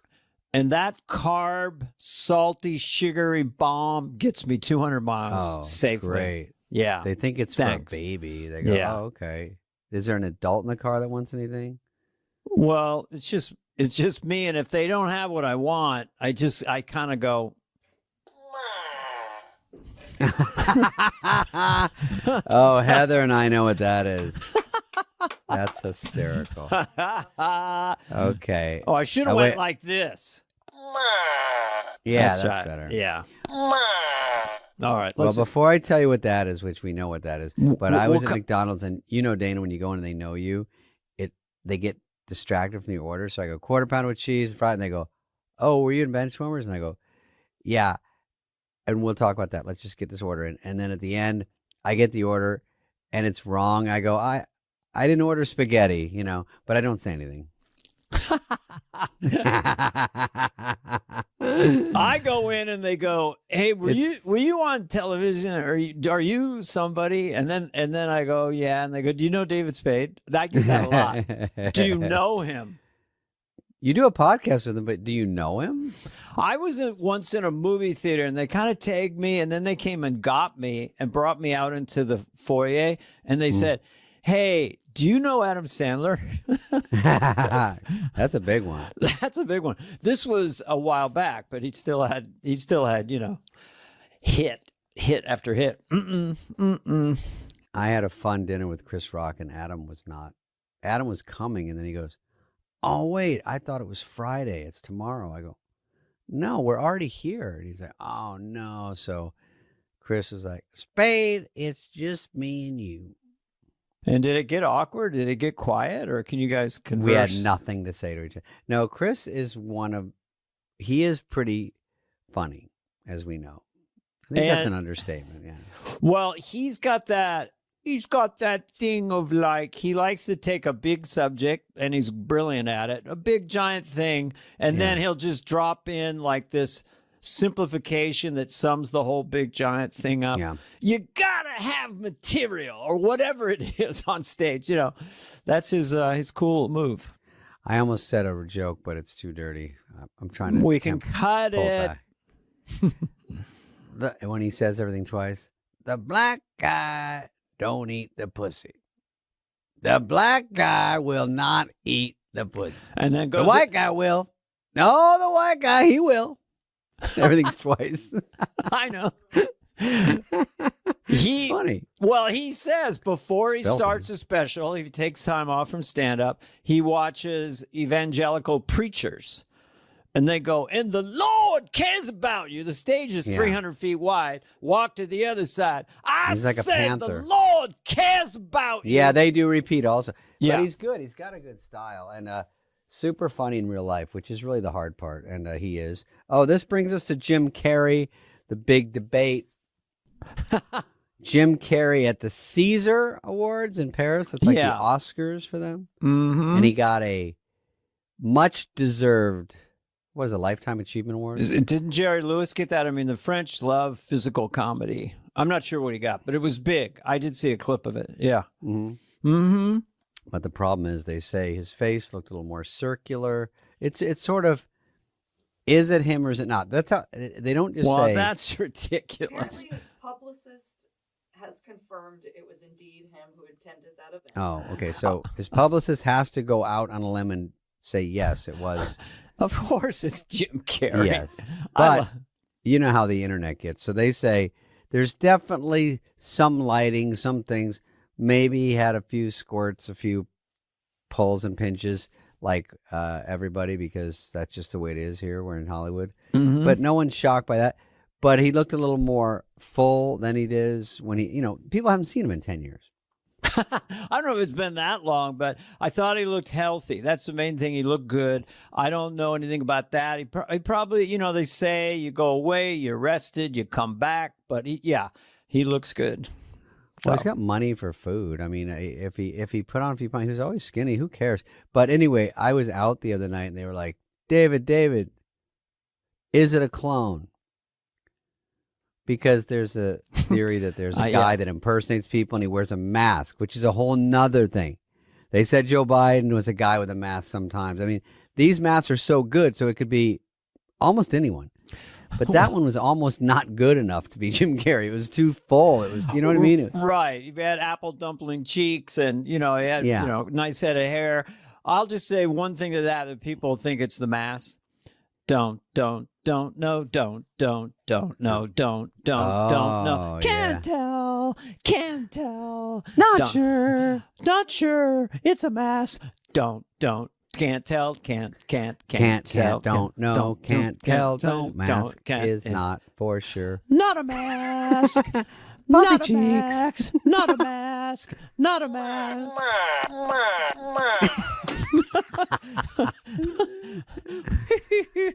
By the way, I'm never going to be on this podcast again without sunglasses. Why? Because they look cool. Are these the new ones, Heather? Because they look bigger. I don't know if these are the new ones. I got new ones because I lost the other. I lost the other ones. Heather, when I walked in last night, they were sitting right there. Did you find them? No. Fudge. I have Something my happened. cool ones. Maybe when we take a break, I'll go back. I found my cool ones. I lost. Do you ever lose something for like 3 years? And then you go, fuck, that's where they were. Or it's in a coat. I wear this black coat and these shades, and I sit in the back of McDonald's like this. I go, what? I sit like Fonzie. What? Do you They ever go, were you the guy in Benchwarmers? I go, hey, not now, man. Hey, man. and then with me, all right, do you know the guy that's in Benchwarmers? Not now. Not now. What about not now. Don't It's know not a good the time to Benchwarmer ask guy. Happy Mad. Well, you got to do the falsetto for the second I part. know, I like that. Happy Madison. That's like the flute, you know. You know, David, sometimes you want a little pick-me-up, right? Oh, yeah. You know, especially, right? But you also want something that actually tastes good. Do you know where I'm going? Yeah. Mhm. Comment? You're going to talk about the new Fruity Rainbow shots. That's from Fire exactly where Energy. I was going. That's right. Fruity Rainbow. What a great name and a great taste. It's a great name, a great taste. That was These your things- nickname in high school. Yeah, that's why I was captain of the football team.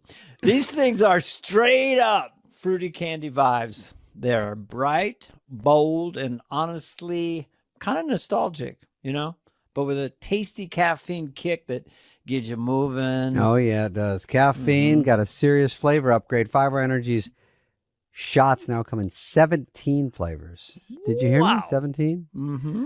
Which is kind of wild when you think about it, but the Fruity Rainbow launch really leans into that sweet candy-flavored chaos in the best way possible. I love that. It's all packed into that classic tiny 2-ounce bottle. Mm-hmm. Big seasonal flavor, super portable, easy to throw in your bag, car, sock, gym pocket, whatever. No giant cans, no Nope. sugar overload. It's zero sugar. Zero. It's a treat that's totally Sweet Tooth approved.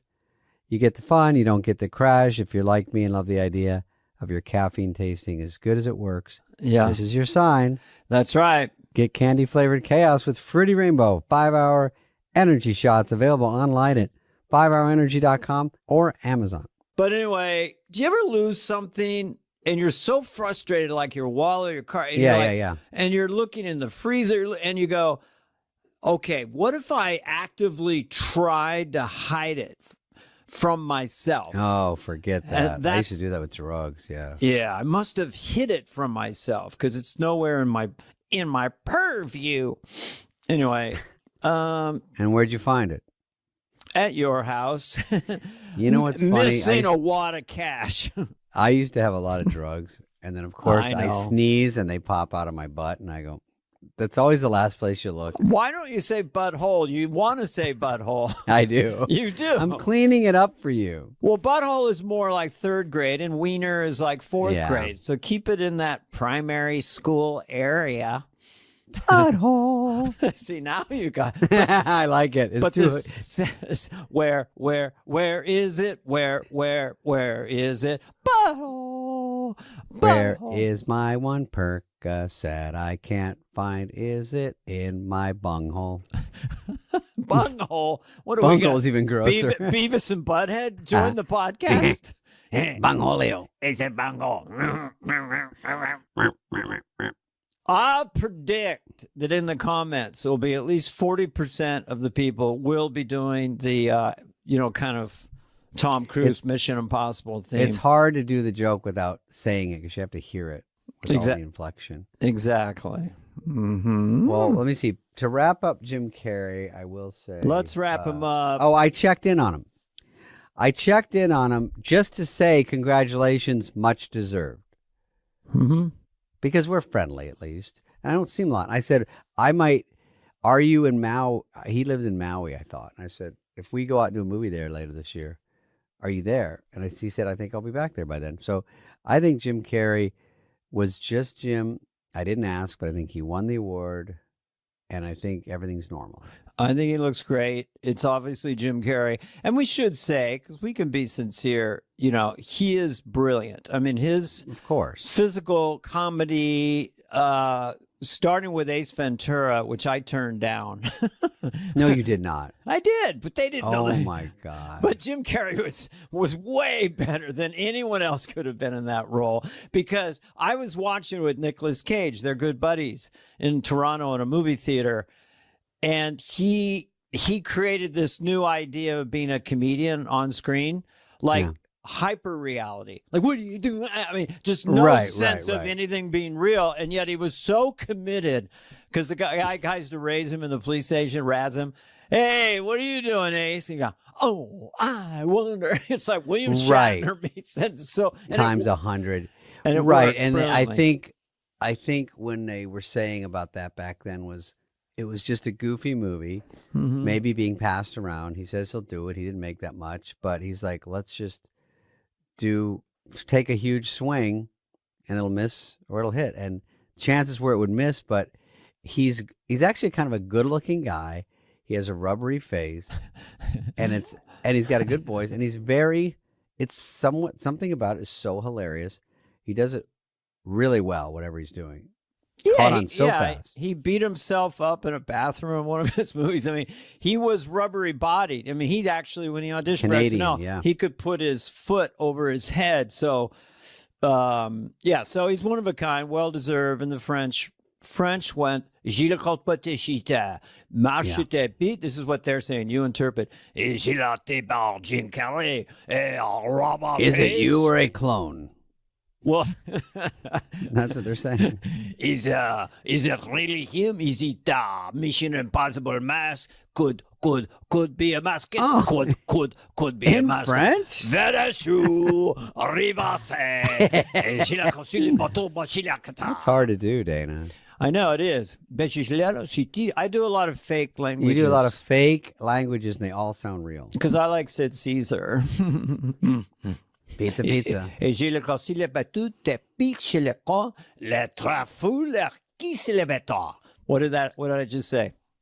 That's not the real David Spade. Can't you tell? Look at his sunglasses. He's got the eye that's having trouble. What about SNL did the thing that we were doing last night? We did Deepak. Right, and I wasn't really, because I saw a comment said I owe Earth an apology, but I didn't. Oh, really? I thought Yeah, everyone but said it that's was all funny. right. I wasn't. Yeah, it's the one comment. But what I was really trying to say was that would subconsciously what they're thinking, would they blurt it out? Kind of like Tourette's, but not literally. And that was Right.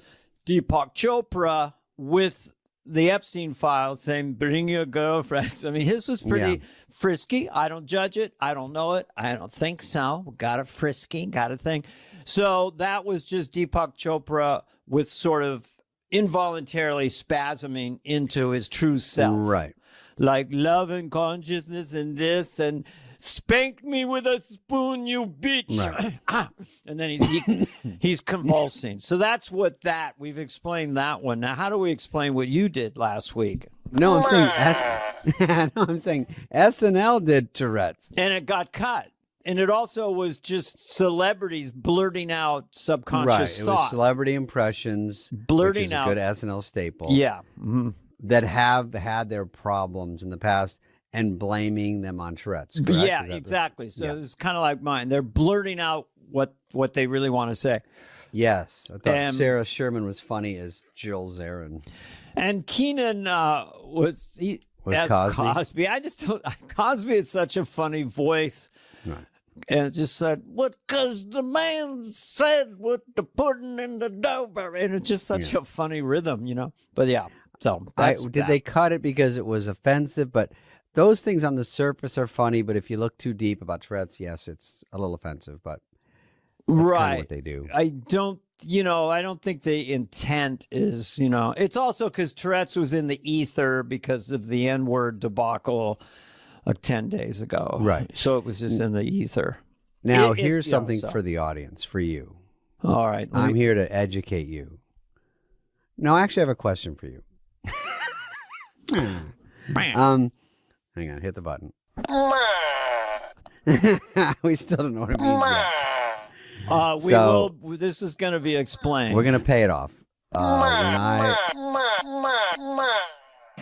When they say cut for time, Yes. are they literally pulling that from Dress and airing it?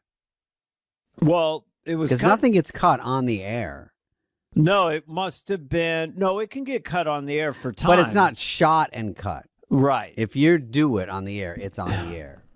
Well, Right? they might put it on YouTube if they run out of time. Well, no, I see what you're saying. They would cut it. Yeah, they would cut it on air. So if they did it it meant they had time to do it. They would use Yeah. it from dress, but Yes. on air it got cut while they're doing it. So they go, let's just do the dress version. And then the And we'll put dress it out one got leaked or put out, or they just put it out Yeah, online. they do it. I think Okay. it's smart because Yeah. when I saw that, I thought it was funny, and I thought it was on the show. Yeah, we used to have sketches cut back in 1885. When the covered way. We didn't have YouTube. We had lube. When there were sketches, it was literally us sketching out a scene. Lord Michaels was 17 years old, and we had to put ointment on his pimples before the show started. Before the show started. Why is he old so old? Who is he? But yeah, that's cool that things can live on YouTube. You know? If we had that, I'm so jealous of that. Well, we got a lot of stuff on YouTube. You got a lot. Everyone's got a lot of stuff on YouTube Now. Yeah, now. Way too Now. late. By the way, the airport security thing with Sharon Stone, where I do an Indian guy, couldn't do it today. Whoops. And Rob Schneider and Kevin Nealon. That was 16 million last year. Now it's like 22 million. I think it's from that holy. era of a different kind of era where there was a lot more, kind of Non-PC stuff. Yes, because that's what Marcello said to us when he was doing an Italian waiter sketch. He looked at the Italian waiter sketch from the 90s and he goes, that was so much funnier. But we explained, well, we got to do a lot of different edgy stuff then. So, Yeah, you could have full frontal nudity back then. right. Also, we did a gig. And while we were gone, we did a gig, and it was hysterical. Dana Carvey, I hate to admit, really crushed, Well, I had, and it's great. you set him up for me. Spade came out with total destruction. Spade came out, but Larry Bubbles Brown, your friend, came out, and we can explain the button. He's our opener. He's a brilliant comedian. He's hysterical, and kind of the motif of his act is that it's self-deprecating, like life didn't work out for him. Someone stole my identity. Now they can't get laid. And then he says this,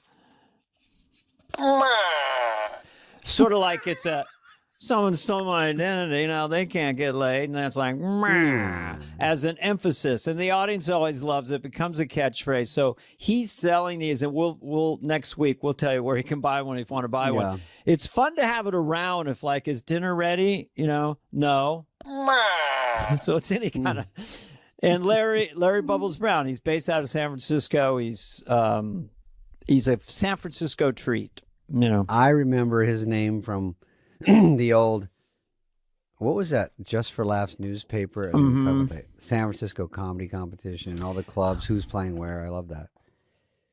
Yeah, and Paula Poundstone, the great Paula Poundstone, one night was introducing him and just said, "Oh, here is Larry Bubbles Brown," because then he comes out sort of as like, Oh, he's kind of a downer. And is that where Bubbles came from? Yeah, and that's where, and then it just stuck. Larry Bubbles Brown. Oh, you know what's funny is that when I was in one of these gigs in Oklahoma, this maid gets on the elevator with me, housekeeping, and she goes, she's an old black lady, and I said, oh, hey, and I said, how you doing today? And she goes, oh, David Spade. They said you were in the hotel. And I said, she goes, oh, I'm not going to bubble you up like they are. I won't bubble you up. I know you don't want to get bubbled up right now. And I said, no, I do like to get bubbled up. Never heard that term in my life. It's loved it. Instead of butter you up, sort of. I guess. Oh, getting all bubbled up. Your head all big. Yeah, I don't want to. It's like I don't want to fluff your feathers. Yeah, I had one. I'm not going to tap your tummy. Is that what they say? Yeah, I ain't going to tap your tummy. I know everyone here is praising you. They like Wayne's World, but I ain't tapping your tummy. I'm not going to spank your sphincter. I knew that was coming. I will not photograph your private parts. Wait, fluff your feathers is a good one. And a good ego boost. That's it. It's an ego boost. Butter your buns. Oh, yeah. Butter your biscuits. Yeah.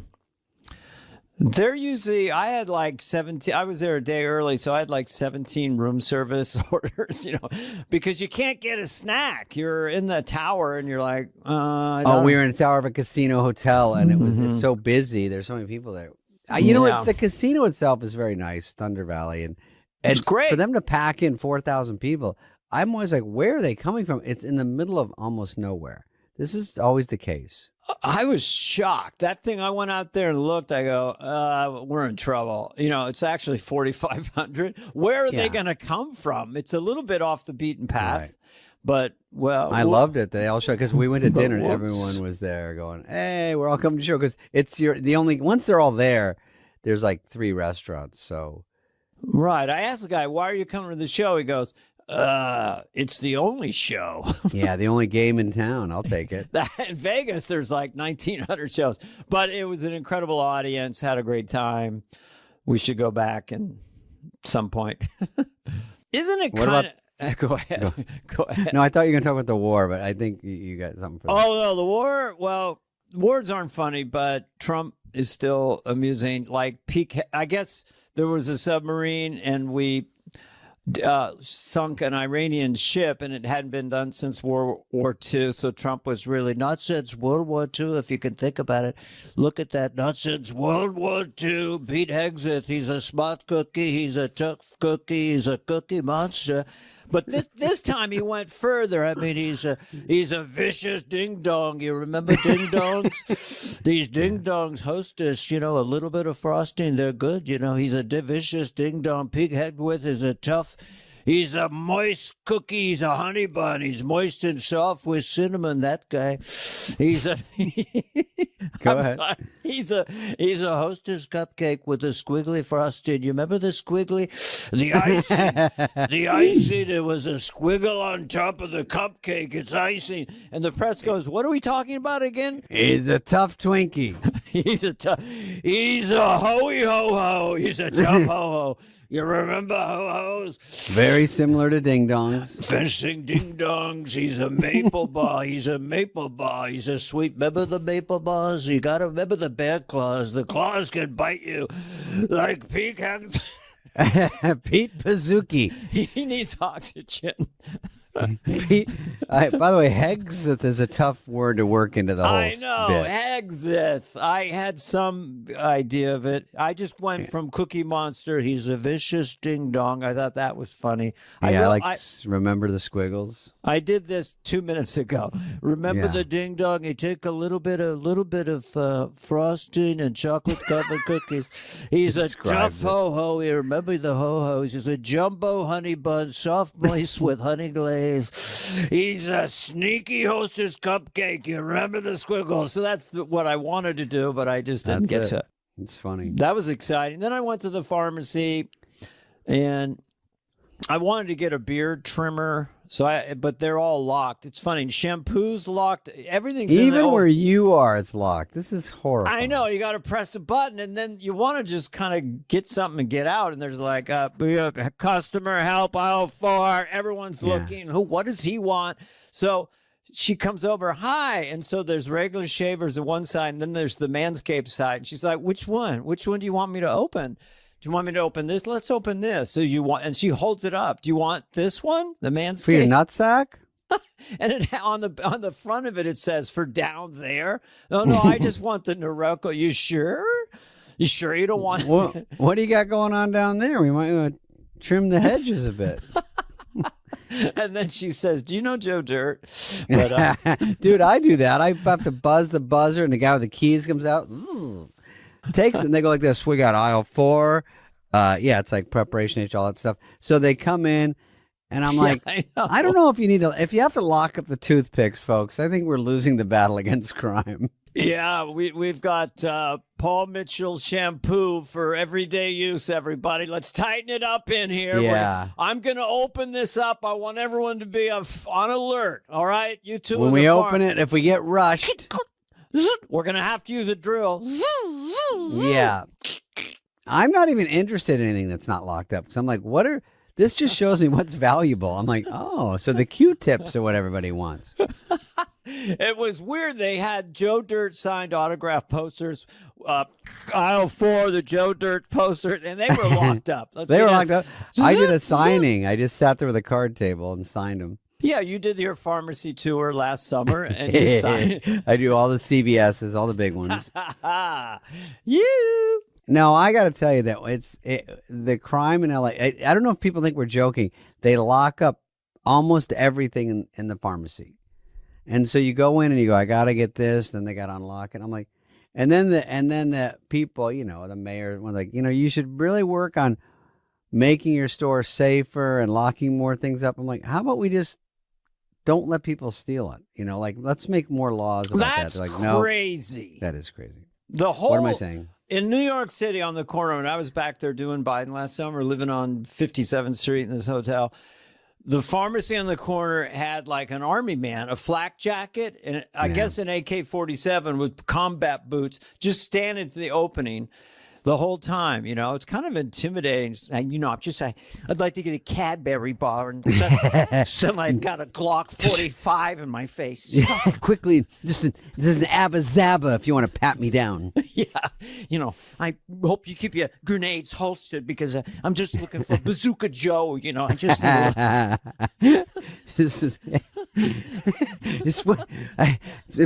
Pardon me for having an extra peppermint patty. If you keep your beating baton, kind of holstered, I just want to maybe get a diet Pepsi if I could. No, you're a wonderful SWAT team. It's great if a criminal gang comes in here. I'm sure you would be terrific to have, but I just want sort of a smaller Cadbury. I love it so much. It's so funny. Just trying to get a couple lifesavers. I know. So in our comedian brains, we're trying to go the weaponization of the guy, the baton, the grenades, versus the more meek and friendly and kid-friendly. Yeah, the normal people that are terrified to go in. Because the worst is when you're standing there waiting for the 4-hour line and then someone just rips something out, walks out, and they're like, we're not allowed to follow them, we get fired. I'm like, something's wrong with that system. Do you ever turn around at a pharmacy, especially a crowded one, and you just grab something, you turn back and 19 people have gotten in line while you turned away for a second? Yeah, I was here. I bought myself a half hour. Yeah. Have you ever gotten your pills and they're like putting all your pills out and everyone looks and then they go, do you need a pharmacist to tell you how to put these, how to do these? And I go, I know how suppositories work. I just stick them up my butt and they're like, yeah. Butthole. Yeah. You just stick them up your bunghole. I think it's sweet, when a senior and I really a very elderly gentleman kind of trundles up and he goes, hey, and he's got his joke that you can tell he's used 1,000 times. There's something sweet about it. Hey, there's a rumor that there's some medications waiting for me. And you can tell it's his go-to thing. That's funny. And I know, and the people are so friendly. They're like, yes, Mr. Wilkins, just like last week. Anyway, pharmacies are weird. My whole deal with pharmacies. I love it. I know. Let's not get you going. Don't get me going on that. Save it for next week. All right, let's do our 5-hour thing. Yes. You guys. This is your... We're going to do buzzing around. Applause. 5-hour energy. Look, this is what we're talking about. Is buzzing around. They're fruity rainbow flavor. Treat your taste buds to an explosion of fruit candy flavor with a tasty caffeine kick.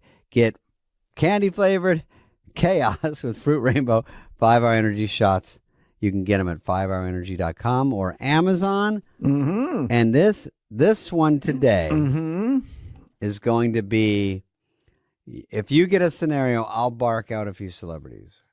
Okay. I haven't seen John Kennedy in a while. I'm going to put him on a life raft after the cruise ship sank. So they're on a life raft in the ocean.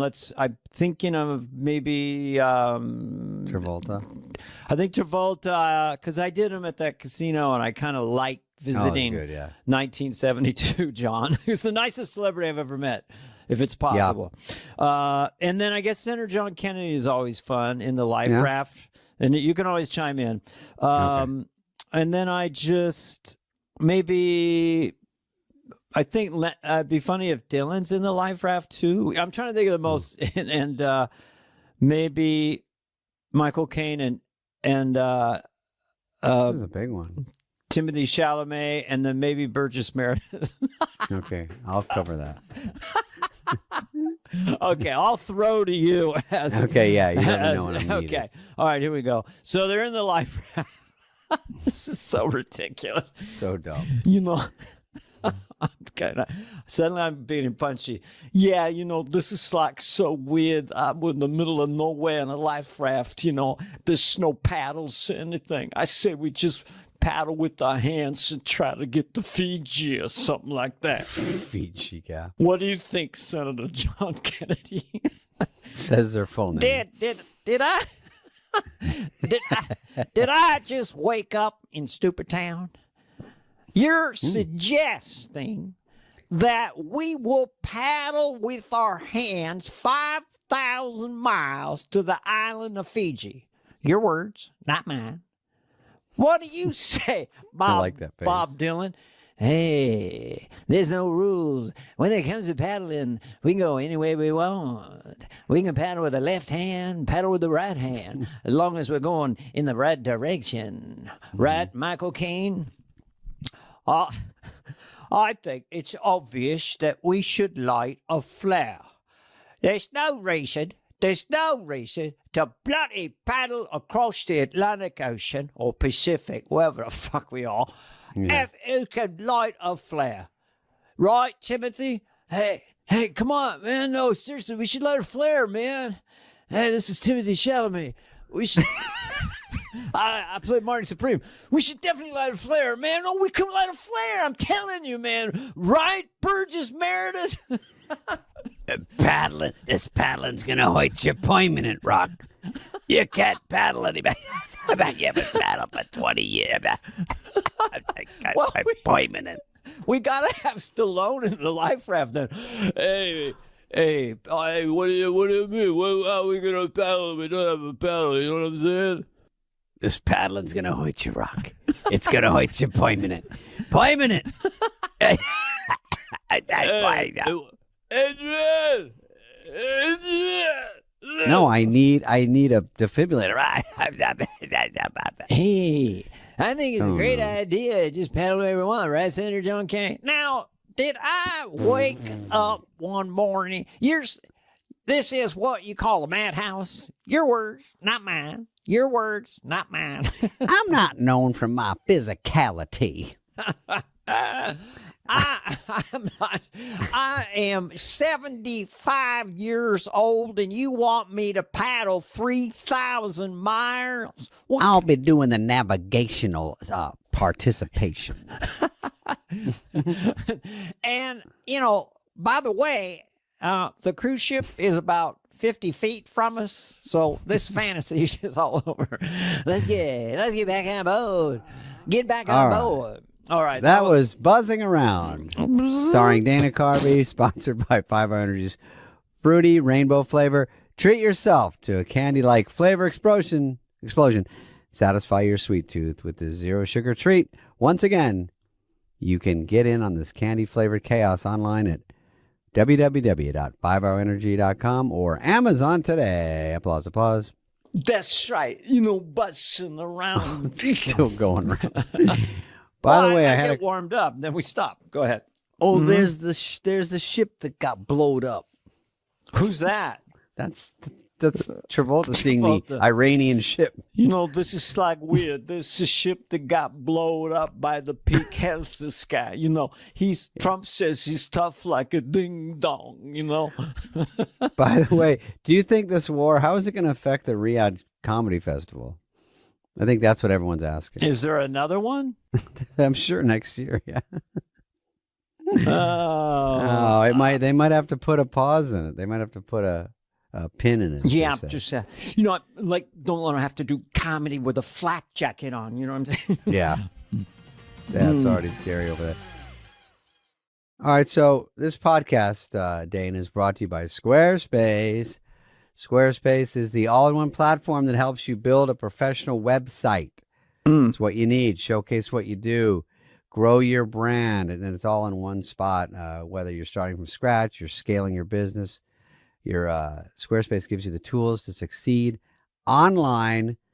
And this is the kind of stuff you need. They walk you through it. It makes offering services easy. You know, you can list consultations, events, or experiences, accept payments online, and even send on-brand invoices, all from your own little website.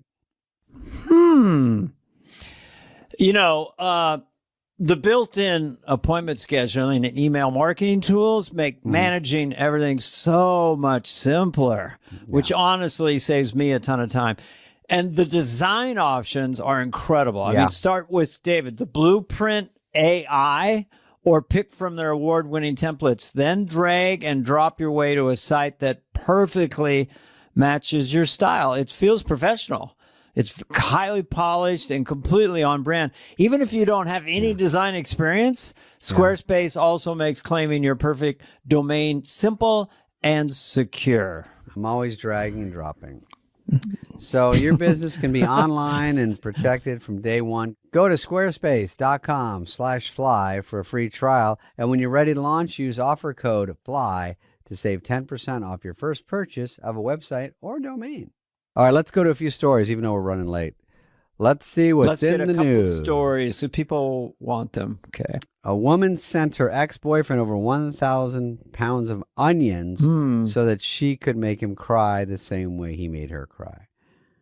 I like they have this AI photo of this guy scratching his head. This is probably...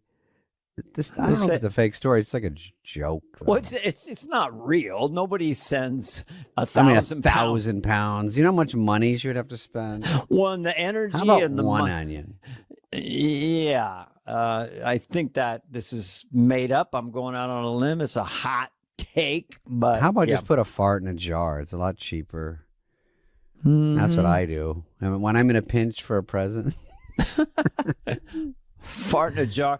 There's girls that sell those, and you would be shocked, Dana. I have to cover your ears and protect you from what's going on out there. I don't want to think about it. There was a Christmas tradition at the Carvey house. We're in our 20s where we'd fart in a jar. You would do a diversionary gift and see if someone was sad. You know, like a gift would be a bottle of Heinz ketchup. And go, you like it, don't you? It's a bottle of Heinz ketchup. And they look disappointed. And then my brother had a little keyboard, and we'd sing a song. You can take it. You could take it back. You know, return it. So, okay. Well, those sound like fun Christmases, right? This sounds really good. That sounds like a blast. Yeah. All right, next story. By the way, we didn't tell the audience you did chopping broccoli, and you did an acoustic version. That was. Remember that, Heather? I started on piano. Oh, Heather filmed it. Oh, yeah. I started on piano, and then some clubs didn't have pianos back. This was pre-SNL. And then I sort of adapted a D little to C to little E little runaround. Right. Yeah, I know the language. This is that masterclass thing.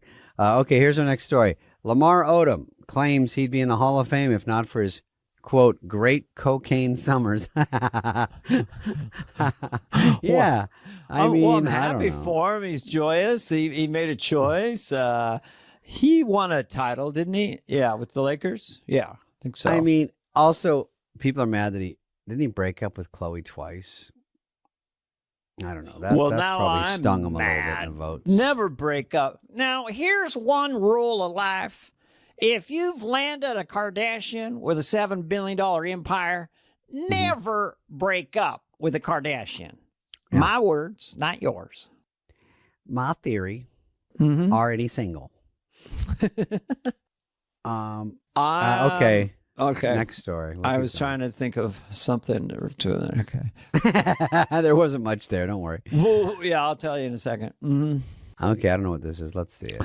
Most of the customers some of these accidentally are Los serious. Angeles are paid actors. Yeah. How do you know that? Because I am one. It's the best acting job in Hollywood, or at least the one that's the most What? consistent. This would be How shocking did you get if it's started true. in this? It was during Rick Caruso's campaign to show that he was Rick Caruso's the guy who owns successful the and Grove, profitable. which I go Reached out to without Central being Casting paid. and Yeah, just it's hired quite a extras to place. make the Grove This guy look is like it saying was thriving. He's an actor, and to make money, they go to the Grove and walk around. And he's Look at the beginning of every shift, you get your loop. And he's paid to hang out at the Grove? Yeah. Why? His loop was parking lot to the theaters and back. He's not a security guard? It's just so Look people... he was an escalator guy for the first 6 months. He just go up and down the escalator. Down to the people that ride on the trolleys. Those are all extras. You don't need as many because that's obviously the most trolley. regular people are getting So on that what, he trolley. just There's walks around, that's his job? 5 extras on that Yeah, trolley. What are the that's conversations funniest you're having? part. Are If you it's doing true, it's improv, crazy. or what are you saying? Yeah, mine's non-speaking. Oh, You don't he's a interact with another non-speaking customer interaction. or anything like that. There's a few speaking. So you just But walk does with he have like a little fake sign? bag. Does he wear a little hat that says the Grove? How do you know he's not just a dude walking around? No, he just I don't understand. They want the Grove to look packed, is what he's saying. So they pay them to come okay, walk there I around. go. So there is a reason. They just pay people to look Yeah. like the Grove is, yeah. Look like it's bustling. Mm-hmm. And right after COVID, he's saying they had to do that, and he got paid. And his loop was escalators, movie theater, and back. And someone else is like, I go to the fountain and to Zara. What a job. I mean, it's got to be at I'll least do it. $15 an hour. It's LA, right? I could get my steps. My maximum steps in one day is still 13,000, which is considered nothing. Well, where are you strolling or are you actually working? You know what you could do is walk down the hill where you live, Wrong.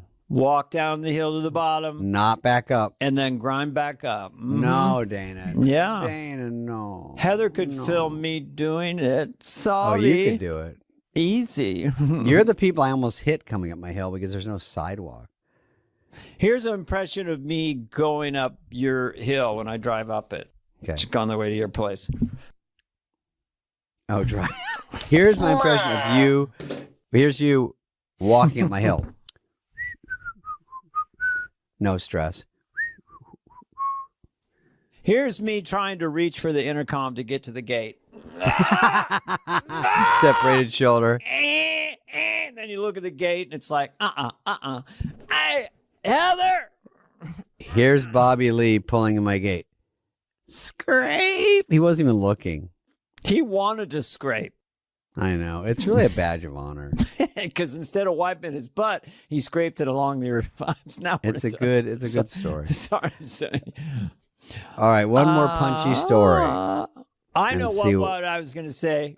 You would Okay. have been the greatest cast member in the history of SNL if you hadn't insisting when you were off camera wearing the Gap Girl outfit. That was so. So is that back? I was back to Lamar. That or I Odom. would have been in the SNL Hall of Fame if not for that. Yeah, but you were always dressed in the Yeah. Gap. You know, David, do you have any sketches? And I'd look over and you'd be in the Gap Girl outfit, and I'm like, this is not. What is he doing? At the time, it seemed like it made sense because I'd wear it to the cast party afterwards and everything, but it was stupid. And it kept me out of the first ballot Hall of Fame. I went to the Emmys dressed as the church lady once. Yeah, that was fun. Jesus. Oh, boy. Oh, boy, that was not good. I Well, like it. well. All right, So- we're going to end with a banger. This story's All right, this is good. it. Pressure's on. Drum roll. Amanda Seyfried wore a prosthetic butthole for her new movie, Testament of Ann Lee. Why? I think I need more to the story. There's her with her regular butthole. That's just her. But where do we? In the press line. I don't even know what this movie's about.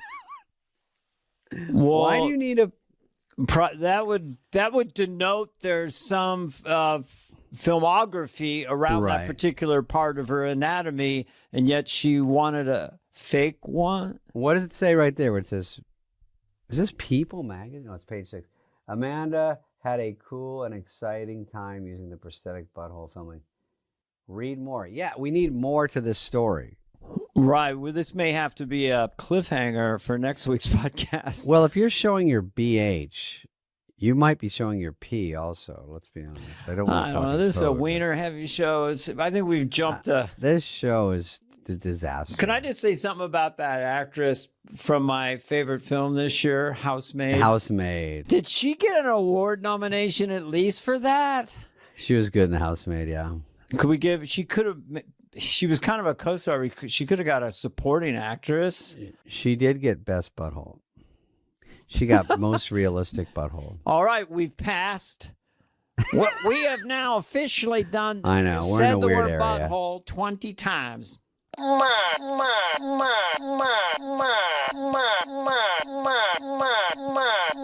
no, don't. Next week, this one. I know we didn't know what was happening. A lot of people ran. I'm sorry. Larry's like, that's not how you do it. That's not. You're ruining it. Well, this is just my new toy. We'll be back next week. How you can get it, and you have it out in the kitchen. Like that we're plugging other people's merch. We don't even have our own. We don't have our own merch. Where's our fly on the wall sweatshirts? Those sold out fast. We got to get new ones. I like the sweatpants. I wear them to the gym because they're more comfortable, and no one notices that they say fly. No, they're cool. So that's kind of cool, right? Yeah. Okay, well, thanks for coming on, Dana. I know you're a busy boy. I love being on the David Spade show. And my eye, well, hopefully by next week, will be all right. I'm wearing sunglasses next week. I'm just going to pre-order that. Come see me in Durham or Charlotte coming up or Nashville or Pittsburgh or... Spade is a killer. I was going on second around, that night, and I was in the wings, and I just said to the sound guy, "Is there any way we can give him a light?" Or because you were levitating the room, and I was like, "Fire up!" You know what we did that was good after Dana crushed, and then we went out together to go, "Hey, everybody!" And then we saw two sweet young women dressed as Garth, and one is Joe Dirt. Joe Dirt. And they were together, standing together. That was hysterical in the front row. I can't even, that's like... That was great. We should have gotten a picture with them. But next time we do something that big, we should get a picture of Heather come out so we're like, in the audience is behind us. Because a lot of people don't believe it was 4,500. And we'll post it. And we will post it, yeah.